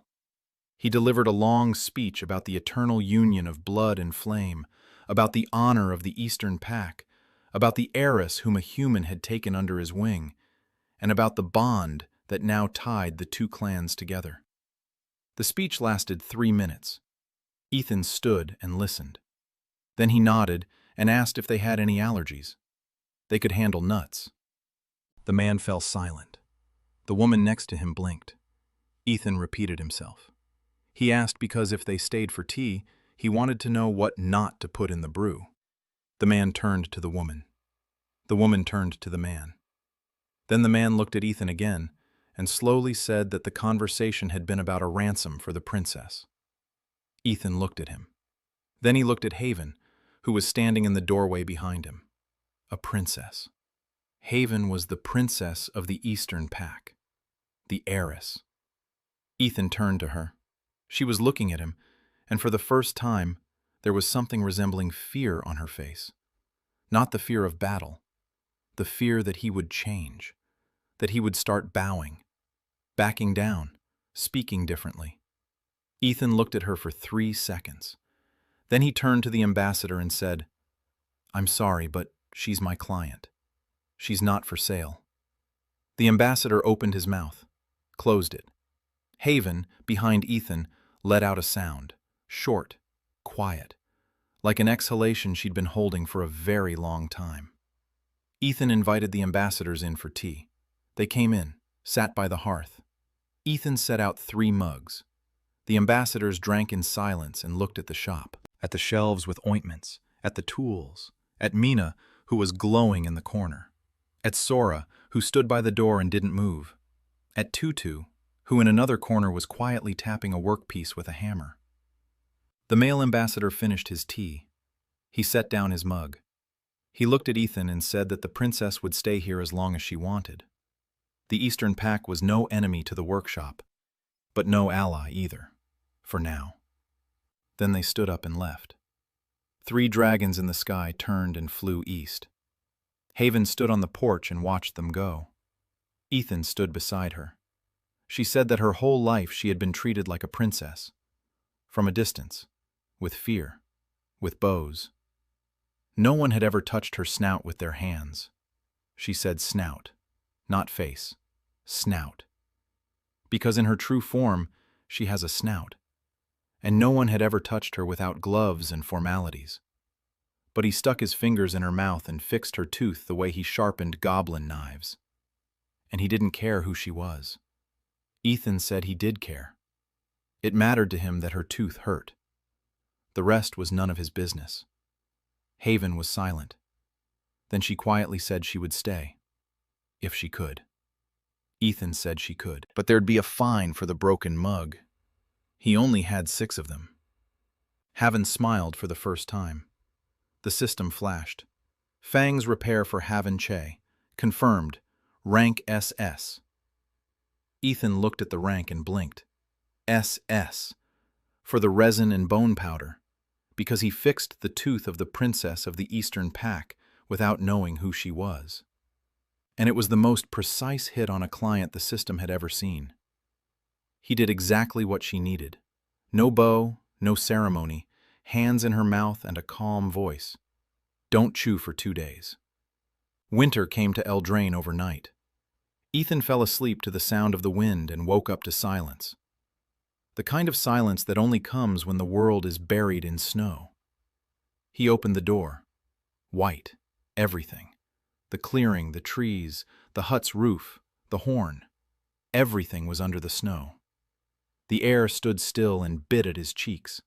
The temperature had dropped so low that his breath turned to steam, and the steam didn't dissipate but hung by his face like a little cloud. The first day of winter. Ethan was preparing. He had been stocking up for 2 months. Dried herbs, dried meat that the goblins brought in exchange for repairs, roots, mushrooms, honey, firewood, chopped and stacked against the wall under the eaves. Tuda had sealed all the cracks in the roof with resin and clay. Sora had insulated her hut with a double layer of pine branches. But winter in Eldraine is not something you can fully prepare for. On the second day, Grum arrived, frozen.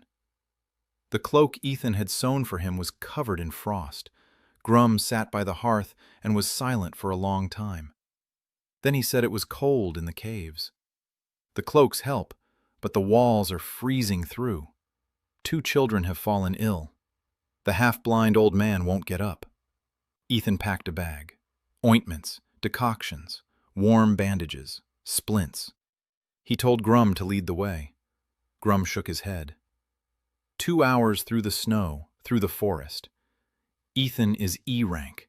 He'll freeze halfway there. Ethan said he was going. Sora stood up from the wall. She said she was going too. Haven lifted her head from the hearth. She said she could fly. In her true form. Faster. Ethan looked at her. Haven stood up and stepped out into the clearing. She took off her cloak. Her body began to change. Her shoulders broadened. Her neck lengthened. Her skin became covered in scales. 10 seconds later, a dragon stood in the clearing. Not huge like the ones that had flown in with the delegation. Young. About the size of a large horse. Dark blue with golden veins on its wings. Ethan watched. It was the first time he'd seen her true form. She was beautiful. Not the way humans are beautiful. Beautiful like a sword. Sharp, precise, dangerous. Haven landed on the ground. She offered her back. Ethan slung his bag over his shoulder. He climbed onto her. Sora climbed up behind him. Haven took off. The flight lasted 4 minutes. Ethan clung to her scales and held his breath. The wind cut into their faces. Below, the forest stretched out like a white and green carpet. Haven landed at the entrance to the cave. The entrance was narrow, low. A musty, smoky smell wafted out from inside. Ethan went in. The cave turned out to be a system of passages, narrow corridors, low ceilings, niches in the walls. In the niches, beds of moss and skins. Goblins had lived here for generations. The walls were covered with drawings, rough figures painted with berries and clay, warriors, trees, animals. And one drawing at the very end of the main corridor. A house, square, with a door, a symbol above the door. Ethan stopped. He looked at the drawing. The house in the drawing looked like a shop. 200 years ago, one of Grum's ancestors had painted a shop on the wall. And for all these generations, children had been born and raised beneath that drawing. Ethan turned away. No time to stand around. Work. 2 sick children lay in a niche by the far wall. Fever, coughing, a wet wheeze in their chests, a common cold complicated by the cold and damp. On Earth, nothing to worry about. Hot drinks, rest, warmth. Here. In a damp cave with no heating and no proper food. Here, children die from this. Ethan worked for 2 hours. He rubbed their chests with an ointment made of honey and hot roots. He gave them hot herbal tea to drink. He wrapped them in warm bandages. He showed the mothers how to change the compresses, how to give them a sip every hour, how to monitor their breathing. Then he examined the old man. The half-blind goblin hadn't gotten out of bed for 3 days. Not a cold. Old age. the cold, weariness of life. Ethan sat down next to him. He adjusted the bandage over his eye, the visor he'd made a month ago. The old man turned his head. He recognized him by his scent. He said one word, "Master." Ethan gave him the hot broth.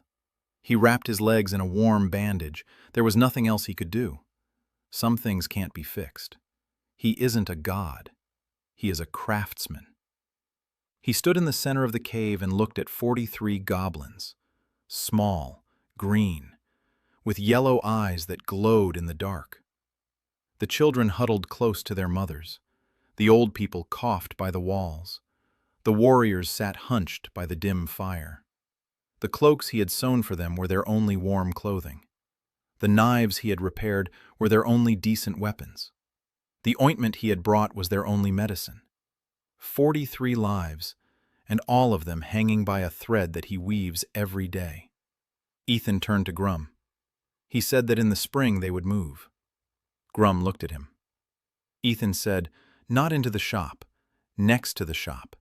He would build houses, proper ones, with roofs that don't leak, with walls that keep the heat in, with hearths. Grum was silent. Then he asked where. Ethan said the clearing around the shop was big. There'd be enough room. The forest was nearby. There was water. There was shelter. Sora nodded from behind his shoulder. Grum looked at Ethan, at Sora, at Haven, who was standing at the entrance in human form, and the snow was melting at her feet because dragon's skin is hot. Grum said they'd been waiting 200 years. They had waited. They would survive one more winter. Haven took them back. Ethan sat on her back and thought about what he needed.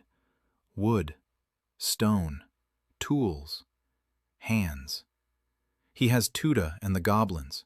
He has Sora. He has Haven. He has wolves that can haul loads. He has wyverns that can carry things through the air. He needs a plan. He began sketching it out in his head. 4 houses. No, 6. Each for 6 to 8 goblins. Walls of stone and clay. Roofs of wood and 3 layers of spruce branches. A hearth in each. 1 large kitchen. A shared pantry. There's already a well. We need a second one. And a bathhouse. He grinned. A bathhouse for goblins. His blog would love that. Winter dragged on. Every day was the same. Cold, work, customers, food, sleep. Ethan repaired things non-stop. Everything breaks faster in winter. Cloaks tear in the wind, knives dull on frozen meat. Bandages get wet and lose their shape. He remade and repaired 5 or 6 items a day. Tuda worked nearby. She was forging small hinges for the doors of the goblin caves, hooks for hanging meat, brackets for securing shelves. Trifles, but the trifles that make up life. Haven helped her own way. She flew out on reconnaissance. Every morning she rose above the forest and looked. The guild patrols skirted Eldraine at the edge. In winter they didn't venture deep into the forest. It's cold. It's dangerous. There's no point. Haven reported. 2 detachments in the south, 1 in the west. They don't reach the shop. For now. The blizzard began in the 3rd week of winter. A real one. Not snow, but a wall of white wind that knocked down trees and buried the paths waist deep. The shop was snowed in. The door wouldn't open. Ethan made his way out through a tunnel. The shop became cramped because there was nowhere to go. Ethan, Tuda, Mina, Haven, Sora, the old wolf, 6 beings in one room. They were silent the first day. Everyone went about their own business. Ethan sharpened knives. Tuda assembled something incomprehensible from scraps of metal. Haven sat by the hearth and watched the fire. Sora cleaned the blades. Mina crawled across the floor, collecting drops of melting snow. The wolf slept. On the 2nd day of the blizzard, a knock sounded in the tunnel. Groom. 4 others with him. They had dug their way through the snow. With them were 2 goblins from the Grey clan, and the young wolf, the one with the splint on his jaw. And someone else. A little dragon, green, about the size of a large cat. It was shivering from the cold and clinging to Grum's leg. Grum said they'd found it in the forest, alone, without a pack, freezing. Ethan picked up the little dragon. It was ice cold. Its scales were dull. Its eyes were cloudy. He carried it to the hearth and thought the bench was already creaking at the seams. 12 creatures in a 3-by-4-meter room. The orc didn't want to sit next to the wolf. The dragon was eyeing the goblin. Instinctively, they should all be afraid of or eat one another. But now there was a blizzard, and it's warm in here, and there's no choice. Ethan placed the little dragon by the hearth next to Haven. She looked at him. Then she gently laid her hand on the small body. Her skin was hot. The little dragon stopped trembling. He moved closer, curled up by her side. Ethan stood in the middle of the bench and watched them. At everyone. At Grum, who was sitting by the wall, massaging his knee. At Tutu, who was showing the gray goblin how her mysterious contraption worked. At Sora, who stood by the tunnel entrance and listened to the blizzard. At the young wolf lying next to the old one, both breathing evenly. At Mina, who glowed with a soft blue light by the counter. At Haven, who was warming the little dragon with her body. 2 teens, 5 species, 1 room. Without saying a word, Ethan placed a cauldron on the hearth. The biggest one, the one he'd traded to the gray goblins for 3 arrowheads. He began to chop. Meat for the wolves' broth. Roots and mushrooms for the goblins. Hot spices separately for the little dragon and Haven. Mina doesn't eat, but she can drink warm broth. For Sora, no salt. He remembered. She doesn't like salt. He cooked for 3 hours. No one spoke. Everyone watched. When the pot was steaming, Ethan poured it into 12 bowls.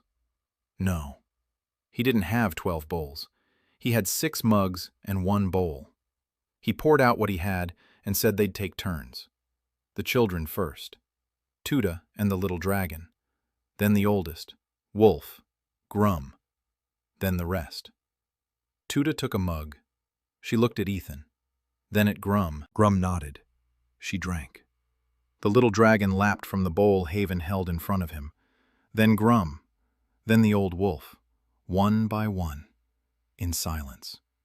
When everyone had eaten, Grum said quietly that this was the first time he'd eaten at the same table with a wolf and not fought. Sora stood by the wall, a mug in her hand. She looked at Grum, then at the wolf beside her, then at Ethan. And for the first time in all this year, she smiled. Not widely, just the corner of her mouth, but she smiled. A blizzard outside the wall, the wind howling, snow burying the world. But here it's warm. It smells of soup here. Here, 12 creatures who, by all the laws of this world, should be killing each other, are sitting in one room and passing a mug around. Ethan sat down at the counter. He leaned his back against the warm stone.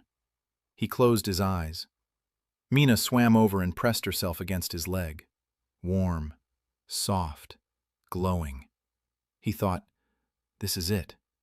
This is what it's all for. Not ranks, not the system, not the cores.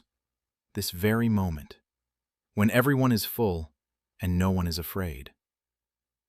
Winter ended just as it had begun, in a single night. Ethan woke up and heard dripping. The snow was melting. Water was running off the roof. The air had warmed. The birds began to sing. The first ones in 3 months. He stepped out onto the porch. The clearing was steaming from the melting snow. The forest stood wet and black. The ground squelched beneath his feet. Spring. Ethan stood there, breathing in the warm air and counting in his head. 4 months had passed since he'd opened the shop door. 4 months. 120 days.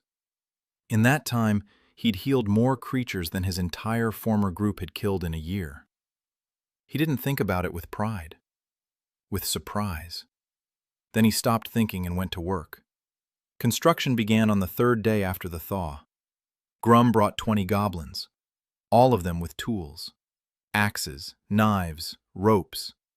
Ethan had repaired half of them. Sora marked out the sites.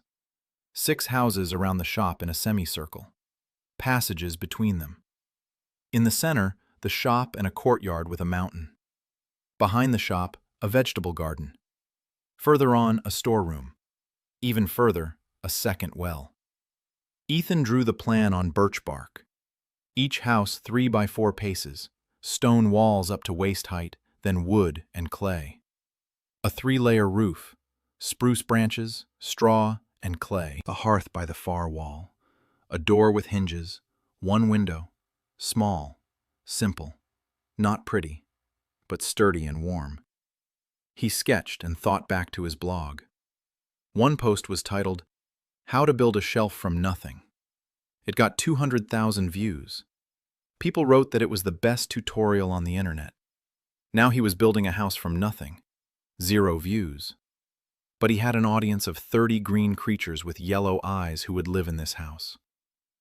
Everyone was working. The goblins were hauling stones. Grum and 3 warriors were felling trees with stone axes. Ethan had taught them to chop at an angle rather than straight across. The tree falls faster and the cut is smoother. Grum had. It worked. He looked at Ethan and shook his head. Tuda was building. It was her element. She darted around the construction site like a red-haired lightning bolt and yelled at the goblins who were placing the stones crookedly. Ethan gave her control. She checked every wall, every beam, every stone. If it was crooked, she took it apart and put it back together. The goblins grumbled. Tuda paid no attention. Sora worked in silence. She hauled logs that not a single goblin could lift. Alone. Without help. A former S-rank hunter hauling logs for goblin houses. If any of her former colleagues saw this, they would think the world had gone mad. Haven helped in her own way. In her dragon form, she carried stones from the far edge of the forest. Heavy boulders used for the foundation. She lifted them with her claws, flew to the clearing, and carefully set them down in the marked spot. The first time, she missed by a meter. The second time, she was more accurate. By the 5th time, she placed the stone with pinpoint precision. The old wolf lay by the porch of the shop and watched everything. He hadn't needed his bandage for a long time. His knee had healed. But he didn't leave. He lay there and watched.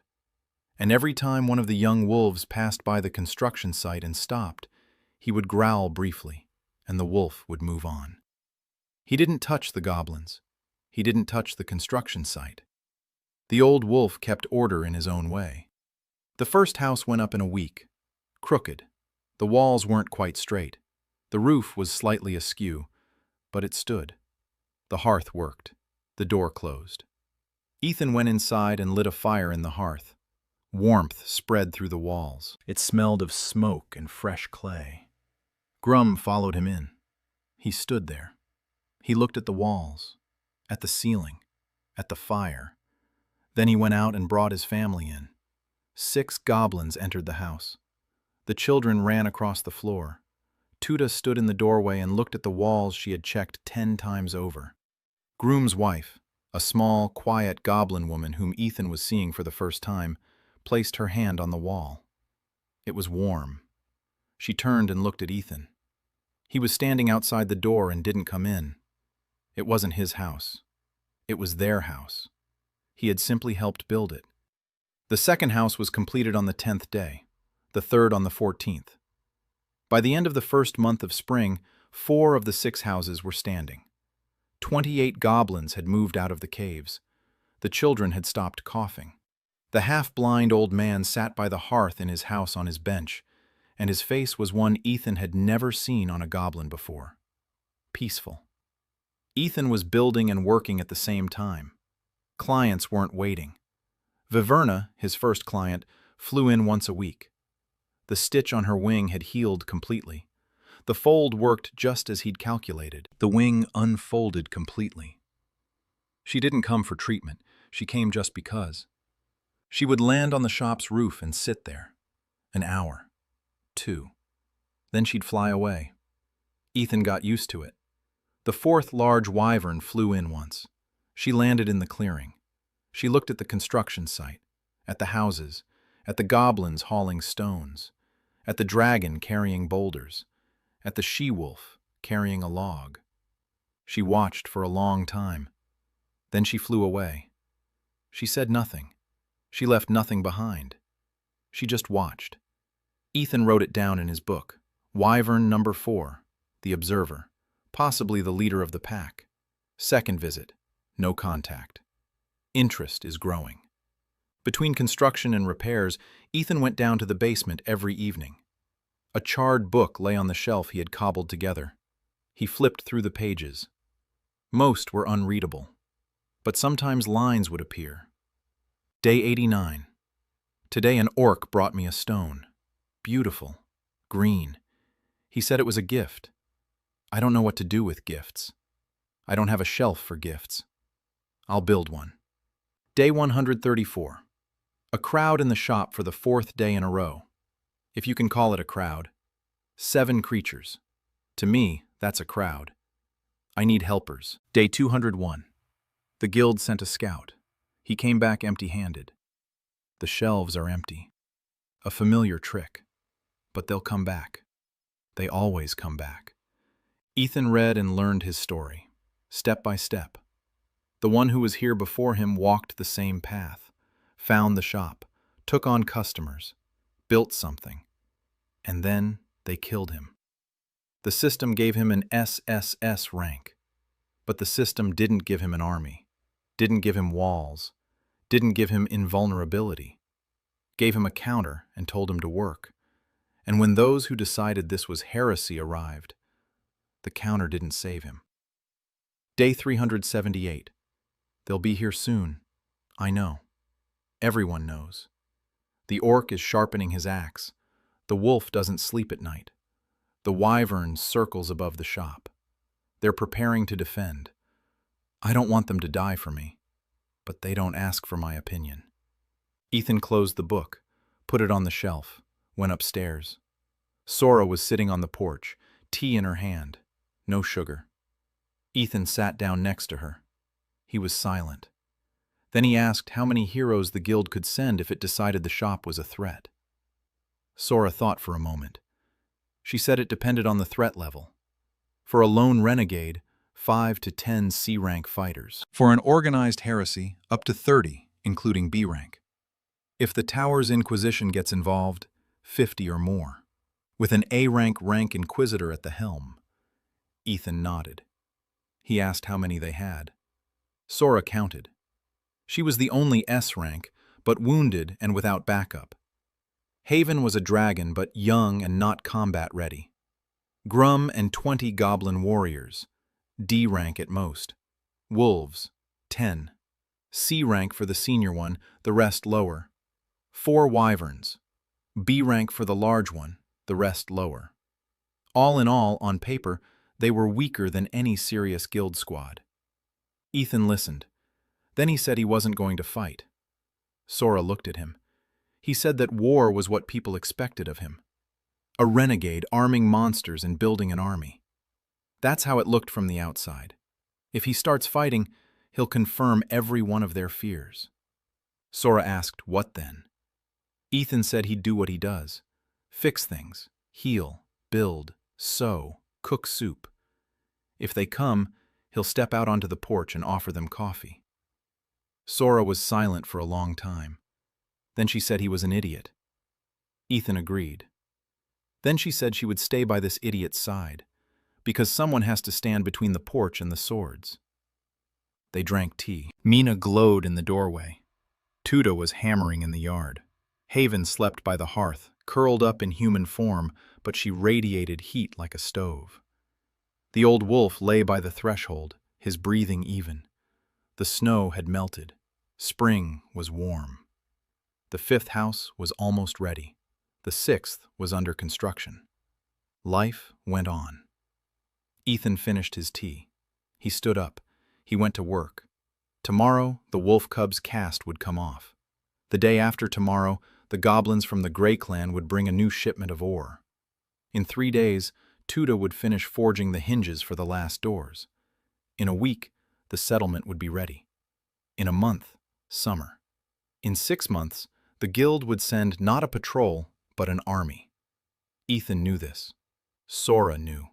Haven knew. Grum knew. Everyone knew. But now, it was spring. It's raining now. The porch smells of wet earth and grass, and the shop is warm, and the counter awaits. Summer brought 2 events. The first was good. The second was not.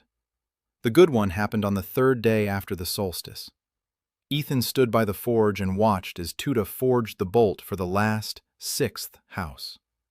She worked with confidence. Her blows were precise. The metal obeyed her as if it were alive. In 4 months, she had grown from a girl who broke everything she touched into a blacksmith whom Ethan trusted with complex work. He was thinking about this when a woman emerged from the forest. She didn't emerge.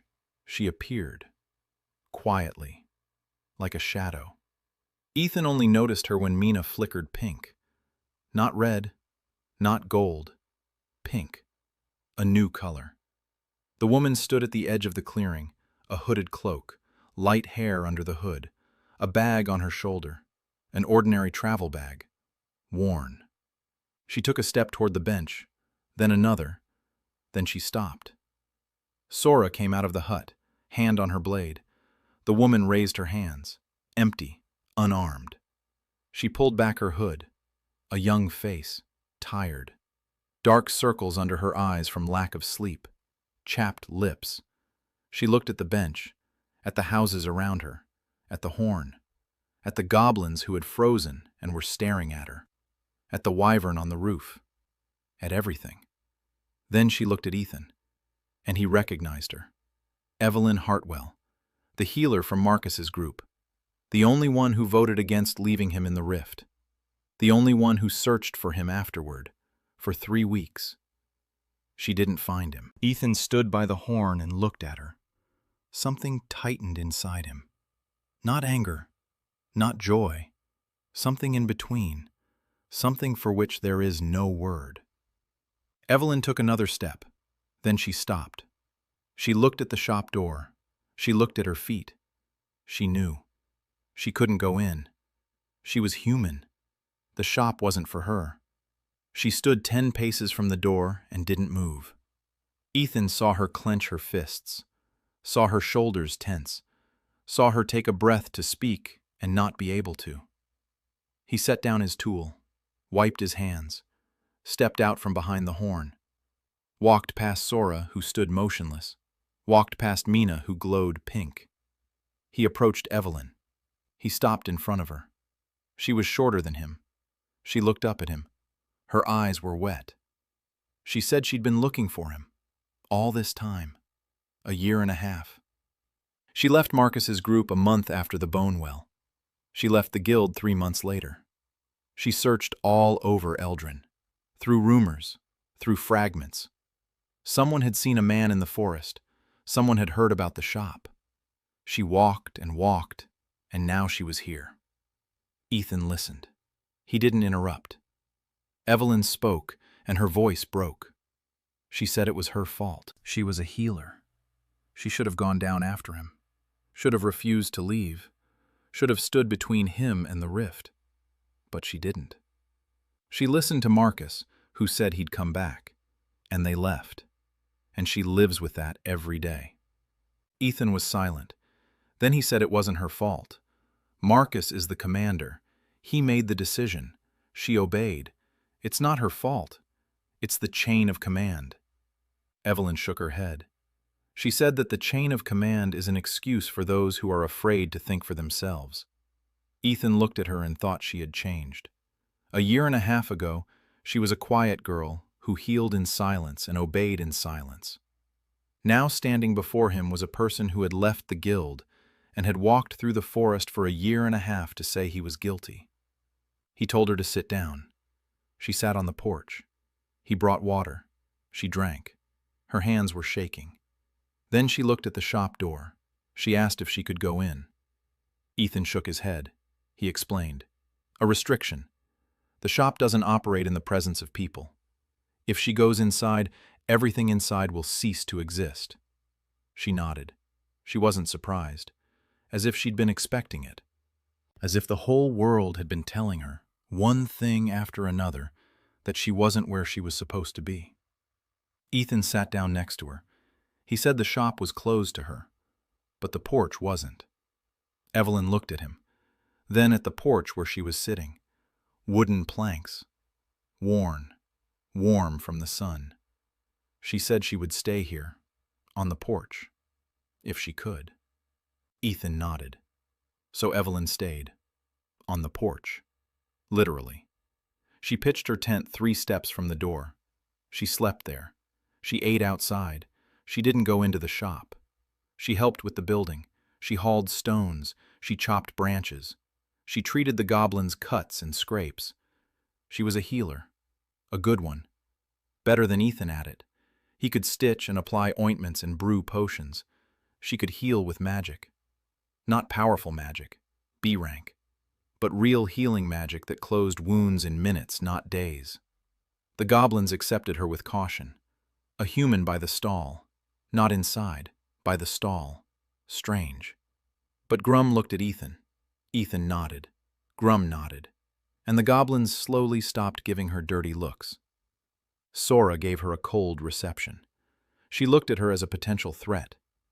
Evelyn didn't approach her. She didn't speak unless Sora spoke first. She kept her distance. Haven eyed her with curiosity. A dragon seeing a human woman for the first time, not as an enemy but as something incomprehensible. Mina didn't get close to Evelyn. She shimmered pink from a distance. Ethan asked Mina what pink meant. Mina whispered that pink is when the truth hurts. The woman isn't lying, but her truth hurts her. The second incident happened a week after Evelyn's arrival. Haven returned from her morning reconnaissance, her face pale. She said there was movement on the southern road. A large detachment, not a patrol, a column. 25 or 30 people. With a supply train. With flags. Flags of the Heroes Guild. And one other flag. Black with a silver tower. The Inquisition. Ethan stood and listened. Then he nodded. He asked how many days until they reached them. Haven said that at 4 at that speed, maybe 5, the forest would slow them down. But they were moving purposefully. They knew where they were going. Ethan looked at Sora. Sora was looking at him. He looked at Grum. Grum was clutching his axe.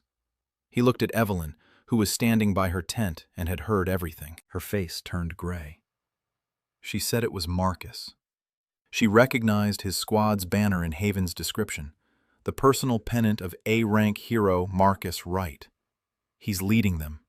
Personally. Ethan closed his eyes. Marcus. 3 years from the same pot. Marcus, who had shouted from above that he would return. Marcus, who had received compensation for his death. Marcus, who was now leading 30 armed men and an inquisitor to burn down the shop. Ethan opened his eyes. He said they had 4 days. Let's get to work. Ethan hadn't slept for 4 days. Not because he was afraid, because he was working. He wasn't preparing a defense. He was stockpiling supplies. If things went wrong and the shop was burned down, his customers would need things to survive. Ointments, bandages, clothing, food, tools. He sewed and cooked and forged and cut without stopping. Tuda worked beside him, silently. She didn't ask why. She understood. Sora was preparing in her own way. She surveyed the forest within an hour's walk of the shop. She marked the trails, found 3 spots for ambushes, 2 natural, narrow passages where the squad would stretch out in a line, 1 ravine that could be blocked with trees, she reported to Ethan. He shook his head, said there would be no ambush. Sora clenched her jaw, said he couldn't just stand there and wait until 30 swords enter the clearing. Ethan said he could, and he would. Sora went back to her hut, She slammed the door. She returned an hour later. She sat down silently at the counter. She began cleaning the blades. Grum acted without question. He led the children and the elderly back into the caves, far away from the shop. 20 goblin warriors remained. Ethan told them not to fight. Grum translated. The goblins looked at Ethan as if he were crazy, then at Grum. Grum said the master knew what he was doing. The goblins didn't look convinced, but they stayed. Haven asked if she should contact the Eastern Pack. 10 dragons in 2 hours, 20 in a day. Ethan said no. She asked why. He said that if the dragons flew in to defend the shop, it would be war. Monsters against humans. Exactly what the guild is waiting for. What they want to see. Proof that the renegade has raised an army. If he summons the dragons, he'll be signing his own death warrant, and that of everyone with him. Every monster that has set foot in the shop. Every goblin in the village. Every wolf in the forest. He has no right. Haven was silent. Then she nodded. Viverna, the first customer, circled above the shop every day. She sensed it. Ethan stepped out onto the porch and waved to her. She descended. He looked her in the eyes and said, "Fly away. Don't come back until it's all over." The wyvern looked at him. She didn't move. He repeated, "Please." The wyvern spread her wings. She took flight. She circled above the shop and flew off to the east. Evelyn sat on the porch and listened to everything. Then she stood up. She walked over to Ethan. She said she would go meet the squad. She knows Marcus. She was in his group. She can try to talk to him. Ethan shook his head. He said Marcus doesn't listen. Marcus saves people. That's his way. He saves people from monsters. He came to save Ethan from demons. From his point of view, he's doing the right thing. You can't reason with the right people because they've already made up their minds. Evelyn asked what then. Ethan said he'd go out on the porch. It's his shop, his threshold, his rule. Whoever comes to the door is a customer, even Marcus. Ethan spent the night before the 5th day in the basement. He sat on the floor next to a charred book and read the last pages he could make out. Day 390. They'll come tomorrow. Maybe the day after. The guild has decided I'm a heretic. I'm not a heretic. I was just doing things for those who needed them. But to the guild, it's all the same. Day 398. I'm writing this for whoever finds this book. If you're reading this, it means the shop has chosen a new owner. It means the system tried again. Don't make my mistakes.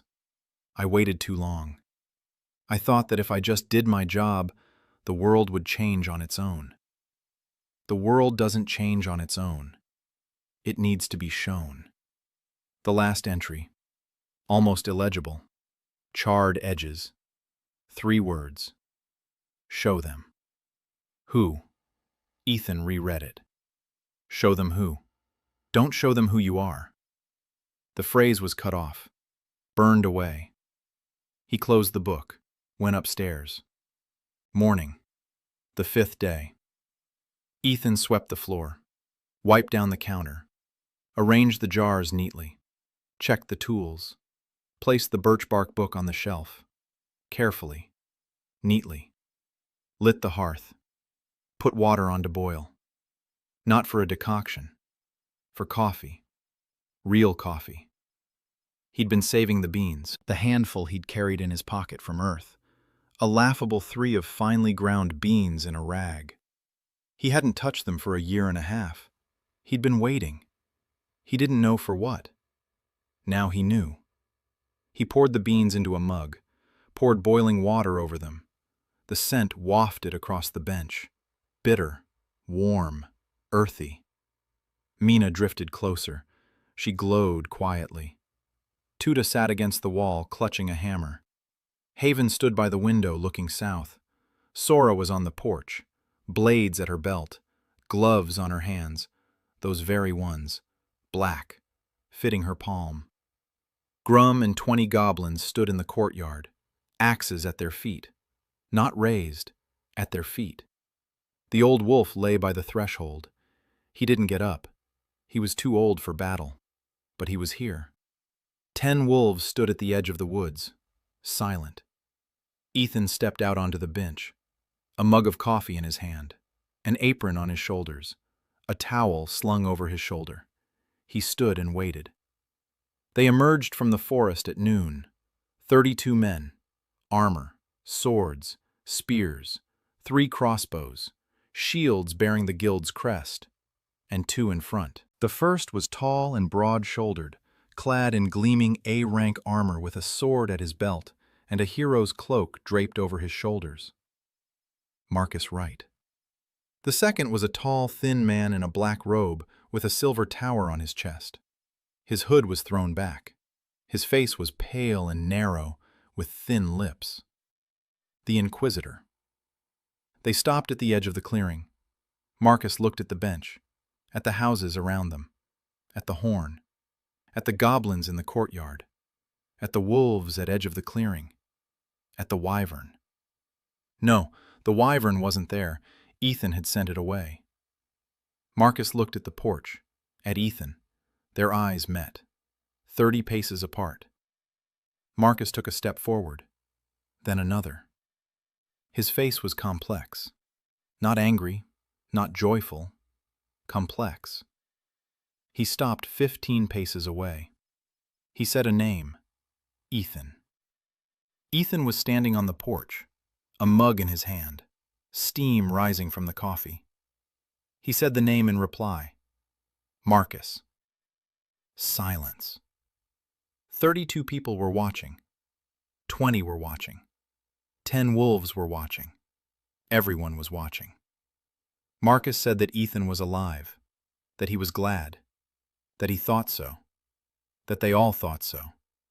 His voice was steady, but Ethan heard a crack. Marcus said he'd come to take him away, that it was dangerous here, that the monsters were using him, that this was heresy that would ruin his soul, that they had to leave, now, while we still can. Ethan listened. He drank coffee, in small sips. He waited until Marcus finished. Then he said that he had 43 goblins, 10 wolves, 4 wyverns, 1 dragon, 1 slime girl, and 1 old cat that had wandered in last week. Everyone has a name. Each one has an entry in his book. Each one has something that hurts, and he won't leave until he's healed them all. Marcus raised his sword, not to strike, just as a gesture. He pointed at the goblins, said they were enemies, monsters, the ones who kill people. Ethan nodded, said that Grum's son was afraid of thunder, and Grum's daughter, Tuda, sewed her first cloak from start to finish yesterday. And the old wolf at the threshold had been limping for 3 years until Ethan made him a bandage. Marcus listened. His face changed. The crack in his voice grew. He said that Ethan didn't understand, that this is how the world works, people and monsters, heroes and targets. It had been that way for 200 years. It would remain that way. Ethan shook his head. He said that 200 years ago, a man had stood in this very spot, just like him, just like Marcus. He, too, had made things for those whom the guild considered trash. They killed him. They burned down the shop. And for 200 years, the monsters remembered. They waited 200 years. Ethan pointed at Groom. He said his grandfather had painted this shop on the cave wall. 3 generations of goblins were born beneath that painting. Marcus was silent. Ethan spent 4 days preparing supplies for his customers in case the shop was destroyed. He refused ambushes and military aid from the dragons so as not to confirm the guild's accusations. He read his predecessor's final entry. Marcus led 32 fighters and an inquisitor to the shop. Ethan stepped out onto the porch with a cup of coffee and told Marcus about his customers and about his predecessor, who had been killed 200 years ago. The inquisitor stepped forward. Marcus froze with his sword lowered. The inquisitor hadn't been listening to the conversation. He was looking. At the houses. At the goblins with weapons. At the wolves. At the dragon in human form in the shop doorway, he saw what the Inquisitor saw. A heretical settlement, a man arming monsters, an organized community of enemies of the human race. He raised his hand. His voice was quiet and steady. He said he had seen enough. Trading with monsters, providing shelter, arming the enemy. Article 14 of the Codex of the Towers. Heresy of the first degree. Sentence: burning. Execution was immediate. He turned to the squad. He said one word: fire. 3 crossbowmen raised their weapons. Sora stepped forward, blades in hand. Grum raised his axe. The goblins behind him raised their weapons. The wolves at the edge of the forest bared their teeth. Haven, standing in the shop doorway, began to transform. Her shoulders broadened. Scales emerged on her neck. One moment, one move, and there would be blood. Ethan said, "Stop!" He didn't shout. He said it, in an even voice, the same voice he'd used to tell the goblins about the fine for the broken mug. Everyone froze. Everyone. Ethan stepped down from the porch. He walked past Sora, past Groom. He stepped into the empty space between the shop and the squad. Alone, unarmed, in an apron with a towel slung over his shoulder. He looked at the Inquisitor, then at Marcus, then at the 30 fighters behind them. He said that before they fired, he wanted to show them one thing. The Inquisitor narrowed his eyes, asked what. Ethan turned toward the bench. He called for Mina. Mina flowed out of the doorway, slowly, a blue glow, translucent, tiny. She stopped next to Ethan. A few fighters recoiled. A slime. To them, it was F-rank loot, a target for practice. Ethan placed his hand on Mina's head. Mina glowed brighter. He said this was Mina. Her age was unknown, maybe 100, maybe 1,000. She didn't have a name until he gave her one. Slimes in this world don't have names. No one asks. She mops the floors in his shop. She glows when she's happy. She flickers red when she senses danger. And she remembers. Ethan looked at Mina. He asked, "Mina, tell me what you remember." Mina was silent. Then she began to speak, in a quiet voice, like water in a glass. She spoke of what had been before the first breach, of how the world was one, not humans and monsters, one. Of how the rift opened for the first time because someone decided that the other wasn't someone, but something. About how every breach was the world's response to betrayal. The first breach because humans were cast out. The second because they returned with swords. The third because they killed the only one who tried to fix it. She spoke, and her voice changed. It grew deeper, older, more ancient. The fighters listened. Some lowered their weapons. Some did not. The Inquisitor stood with a stony face. Mina fell silent. Ethan looked at the squad. He said that the fourth breach was already beginning. The rifts don't open because too few monsters have been killed. They open because on both sides, no one has said, "I'm sorry," for too long. And every time a hero kills a creature that has a name and a home and a sore knee, the world remembers, and the crack grows. The Inquisitor said that was heresy, the words of a monster, a lie. Ethan looked at him. He asked if he knew why the monsters had become more organized over the past year, why they'd stopped attacking caravans, why some of them had acquired good gear. The Inquisitor was silent. Ethan said it was because someone had, for the first time in 200 years, made an orc a knee pad that didn't slip, and a goblin a knife that fit his hand. Because someone had, for the first time in 200 years, asked a dragon if it had any allergies. And they had stopped attacking not because they had grown stronger, but because they had become less desperate. A hungry beast attacks. A well-fed one does not. A beast that has been listened to does not. Silence. Marcus stood with his sword at his feet. His face was wet, not from the rain. There was no rain. The sun was shining. His face was wet because he was crying, quietly, the way adults cry. Ethan looked at him, said his name, Marcus. He said he remembered how they ate from the same pot, how Marcus shared his last piece of bread with him in the dungeon, how Marcus taught him to hold a shield. He remembers. He hasn't forgotten. Marcus looked up. Ethan said he was inviting him in. He had coffee. He'd been saving it for a year and a half, for this moment. Marcus stood there, sword at his feet, tears on his cheeks.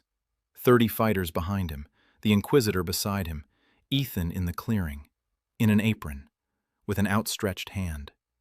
Marcus closed his eyes, stood like that for 3 seconds, then sheathed his sword. The Inquisitor turned to him, his face twisted. He said it was an order, that Marcus was violating the code, that there would be a tribunal. Marcus opened his eyes. He looked at the Inquisitor. He said quietly, "So be it." Then he stepped toward Ethan. Sora tensed. Grum gripped his axe. Marcus walked across the clearing. Every step was heavy, as if walking on water. He reached Ethan. They stood facing each other. Marcus was a head taller, broader, in A-rank hero armor. Ethan in an apron stained with ointment. Marcus said he didn't know. What he thought, what he was told. That monsters are evil. That the shop is a trap. That Ethan is under control. He didn't know. Ethan nodded, said he knew, then turned to the Inquisitor. Said the shop was open to anyone who came to the door, even to Inquisitors. He had migraine ointment. Judging by the way the Inquisitor squinted in the light, he could use it. The Inquisitor stood motionless. His face was white. He looked at his fighters. 3 crossbowmen had lowered their weapons. 5 swordsmen stood relaxed. The rest exchanged glances. The commander had just sheathed his sword. The order had not been carried out. The Inquisitor understood. Without Marcus, he was nothing. 30 fighters listened to the hero, not the robe. He said he would report, that this was not the end, that the Codex could not be abolished with a single gesture. Then he turned and walked away, alone, without an entourage. His black robe flashed between the trees and vanished. 31 fighters remained in the clearing. Marcus turned to them. He said he was stepping down from command of the operation, that everyone was free to decide for themselves. Whoever wanted to leave, let them go. Whoever wanted to stay, he didn't finish. One of the fighters, a young guy with a sword on his shoulder, the very same one from the first C-rank patrol, stepped forward. He took off his helmet. He looked at the bench, at the goblins, at Ethan. He said that his mother, who knits sweaters, was waiting for him at home, and that he'd wanted to knit his whole life, too. But they'd enlisted him as a hero because he was from another world. Silence. Then another fighter stepped forward, a woman, a crossbowman. She said she used to make pottery, before the transfer. A potter's wheel, clay, glaze. Then another, and another. 7 out of 31 stepped forward, and each named what they had been before the guild reclassified them as fighters. A knitter, a potter, a carpenter, a cook, a gardener, a jeweler, a bookbinder. 7. The chosen, the reclassified, the forgotten, the remembered. After the Inquisitor left, the clearing fell silent. The 24 fighters who hadn't stepped forward stood there, unsure what to do. Marcus turned to them. He said there were no orders. Whoever wanted to return to Greyhall could go back, report whatever they wanted. Anomaly not confirmed, target not found, whatever they wanted. 14 turned and left, silently, quickly, without looking back. 10 remained, not because they remembered who they were, because they didn't want to walk back through the woods alone, or because they were curious, or because they were tired. Ethan didn't bother to figure out their motives. He told everyone who stayed that they wouldn't be able to go inside the shop. Restriction. But there was enough room on the porch. 17 fighters took off their armor. They laid their weapons against the wall. They sat down on the ground. Grum stood with his axe and looked at the people who had come to kill him yesterday. Ethan walked up to him. He said quietly that he could lower the axe. Grum looked at him, then at the people. Then he lowered the axe, slowly, without letting go of it, but he lowered it. Evelyn walked up to Marcus. They stood facing each other, former comrades. She had left his group a year and a half ago without a word. He hadn't looked for her. Marcus looked at her, his face ashen. She spoke a single sentence. She said she was glad he had come, even like this. Marcus didn't answer. He turned away, sat down on a stump, covered his face with his hands. Ethan gave him time. He tended to the others. 17 people in the clearing. They needed water, food. Some were wounded, not from battle, from the forest. 4 days through Eldraine meant 4 days of cuts, bruises, and wet feet. Evelyn healed them with magic. Ethan brought water and food. Tuda watched from behind the horn and didn't come out. Haven stood in the doorway in human form and didn't move. Sora sat on the roof of the hut and watched the forest. She didn't let her guard down. Mina remained inside the shop and flickered erratically. Blue, pink, blue, mixed signals, truth and pain at the same time. By evening, Marcus raised his head. He approached Ethan. He asked him to tell him everything, from the beginning. Ethan told him. Not everything. The main points. The crack. 3 weeks in the forest. The shop. The SSS system. The wyvern. The goblins. The wolf. Mina. Tuda. Grum. Sora. Haven. The restriction. The book in the basement. David Lee. 200 years. He spoke for 2 hours. Marcus listened. He didn't interrupt. When Ethan finished, Marcus was silent for a long time. Then he asked why the system had given the SSS to him specifically. Ethan said he didn't know for sure, but he thinks the system doesn't call for heroes. The system calls for craftsmen, people who make things for specific other people. For 200 years, the guild had been intercepting them and reclassifying them as fighters. Marcus froze. His face changed. Ethan saw something pass over him, like a wave. Marcus said quietly that before the transfer, he had been a carpenter in Portland. He made custom furniture, chairs for specific people, cabinets for specific rooms, every piece personalized. Ethan looked at him. Marcus, the carpenter, an A-rank guild hero, a public favorite, a monster slayer, a carpenter from Portland. Marcus said he didn't remember any of it. He hadn't remembered for 3 years. The guild had given him a sword, a class, and a rank, and he'd forgotten, as if someone had erased it, not completely, but enough not to remember. And now he remembered. When he saw Ethan standing on the porch with a towel draped over his shoulder, like a craftsman, not like a hero, like a craftsman, and something inside snapped, and the old self came crawling out. Ethan nodded. Then he asked if Marcus wanted coffee. Marcus said yes. Ethan went to make it. He brought 2 mugs out onto the porch. They drank in silence. The coffee was bitter and weak. 3 spoons in a year and a half is too little, but it was real coffee, from Earth. And 2 men from Seattle and Portland were drinking it on the porch of a cabin in the middle of the woods in another world. Marcus finished his, set the mug down, said the Inquisitor would report. The Council of Towers would convene. There would be a verdict, not in a month, in a week. And next time, it wouldn't be 30 fighters. It would be an army. Ethan nodded. He said he knew. Marcus asked what he would do.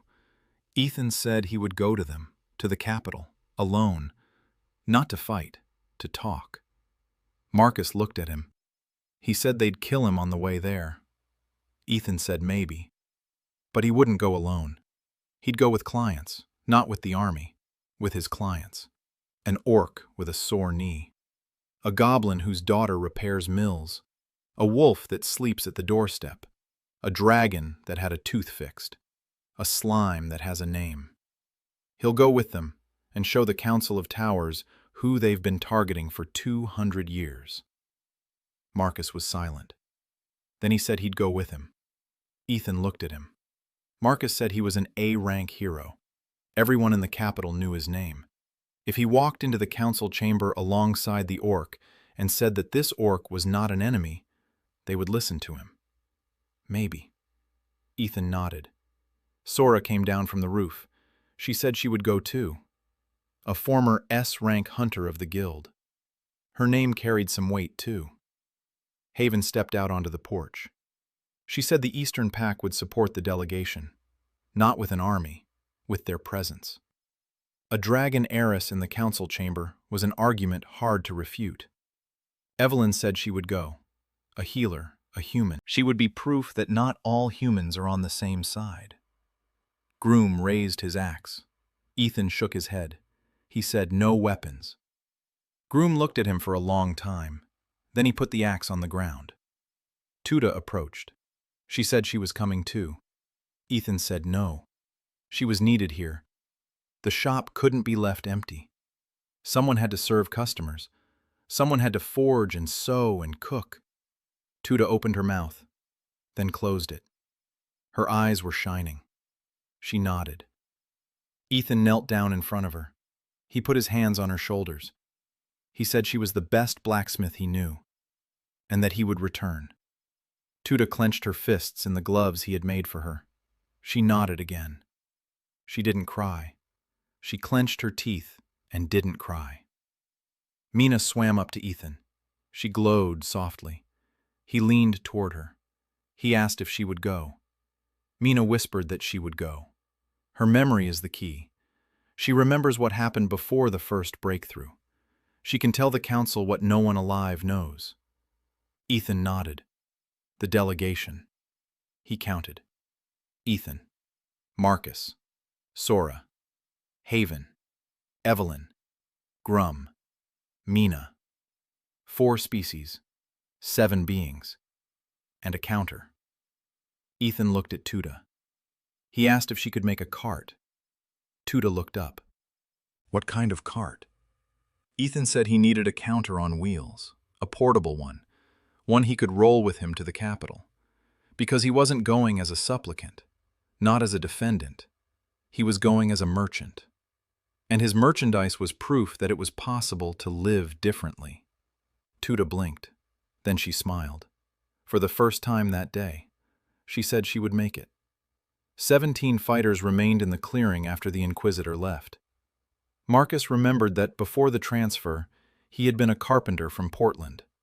He and 7 other former craftsmen from the squad realized that the guild was reassigning classes to the summoned. Ethan decided to go to the capital with a delegation of 7 beings of 4 species and a mobile counter. Tuda stayed behind to run the shop.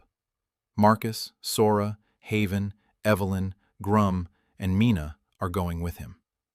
The journey to the capital took 11 days. The cart that Tuda had built in a single day looked ridiculous.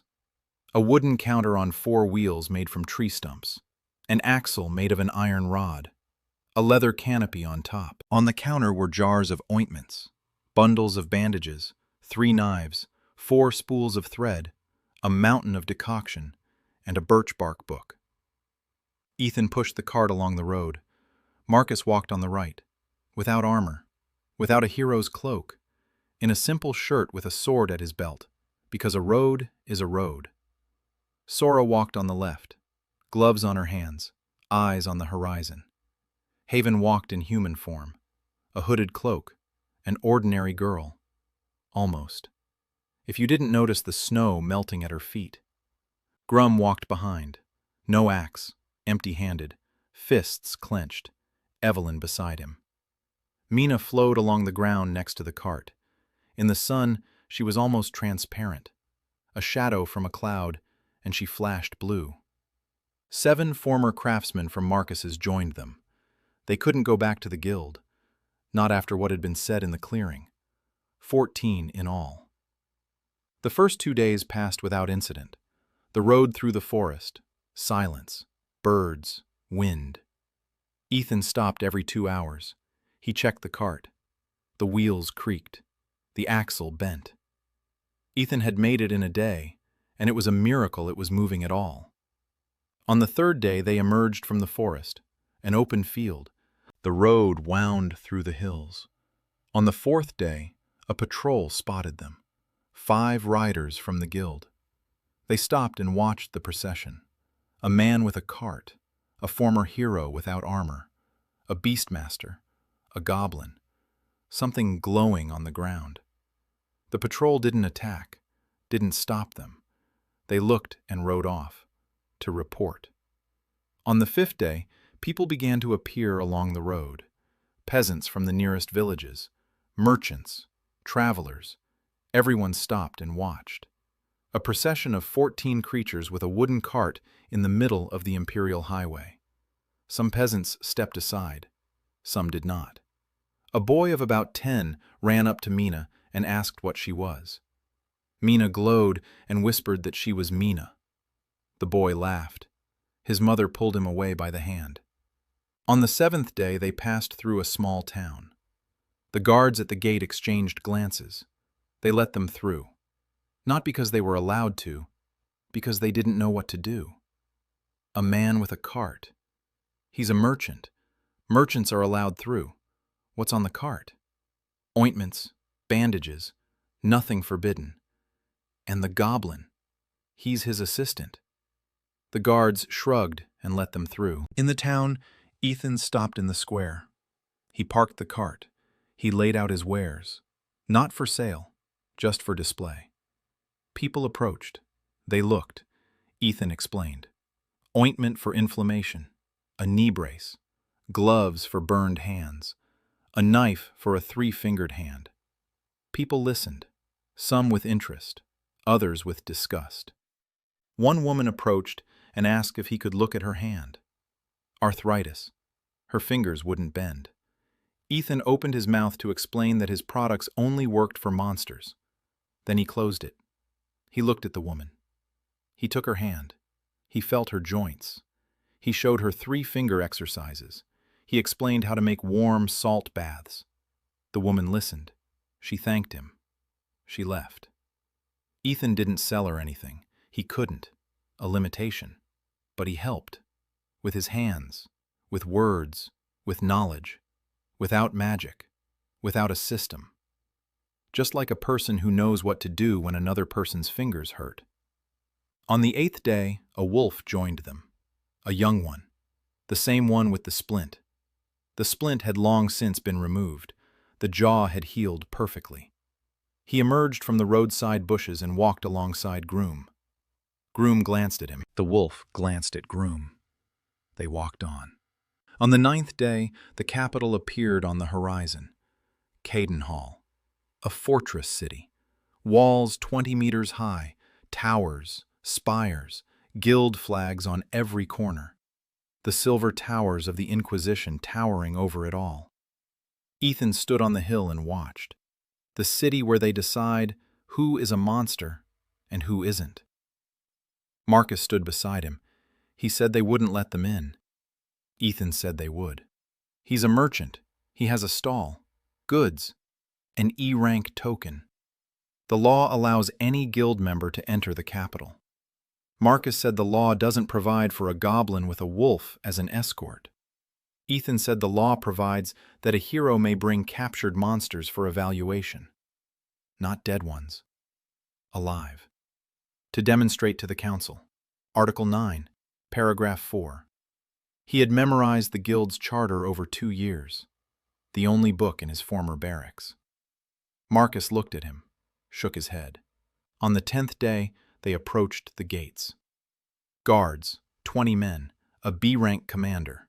He looked at the procession, then at Ethan's badge, E-rank, then at Marcus. They recognized him. A-rank hero Marcus Wright. The commander's expression changed. Marcus said he was escorting a merchant with demonstration samples for the Tower Council. Article 9. Paragraph 4. The commander didn't know what to say. He let them through. They entered Caden Hall. The streets were full of people, and everyone was watching. A man pushing a wooden cart, a goblin nearby, a wolf, something glowing at his feet, a former hero without armor, a beast woman in black gloves, a girl radiating heat, a female healer,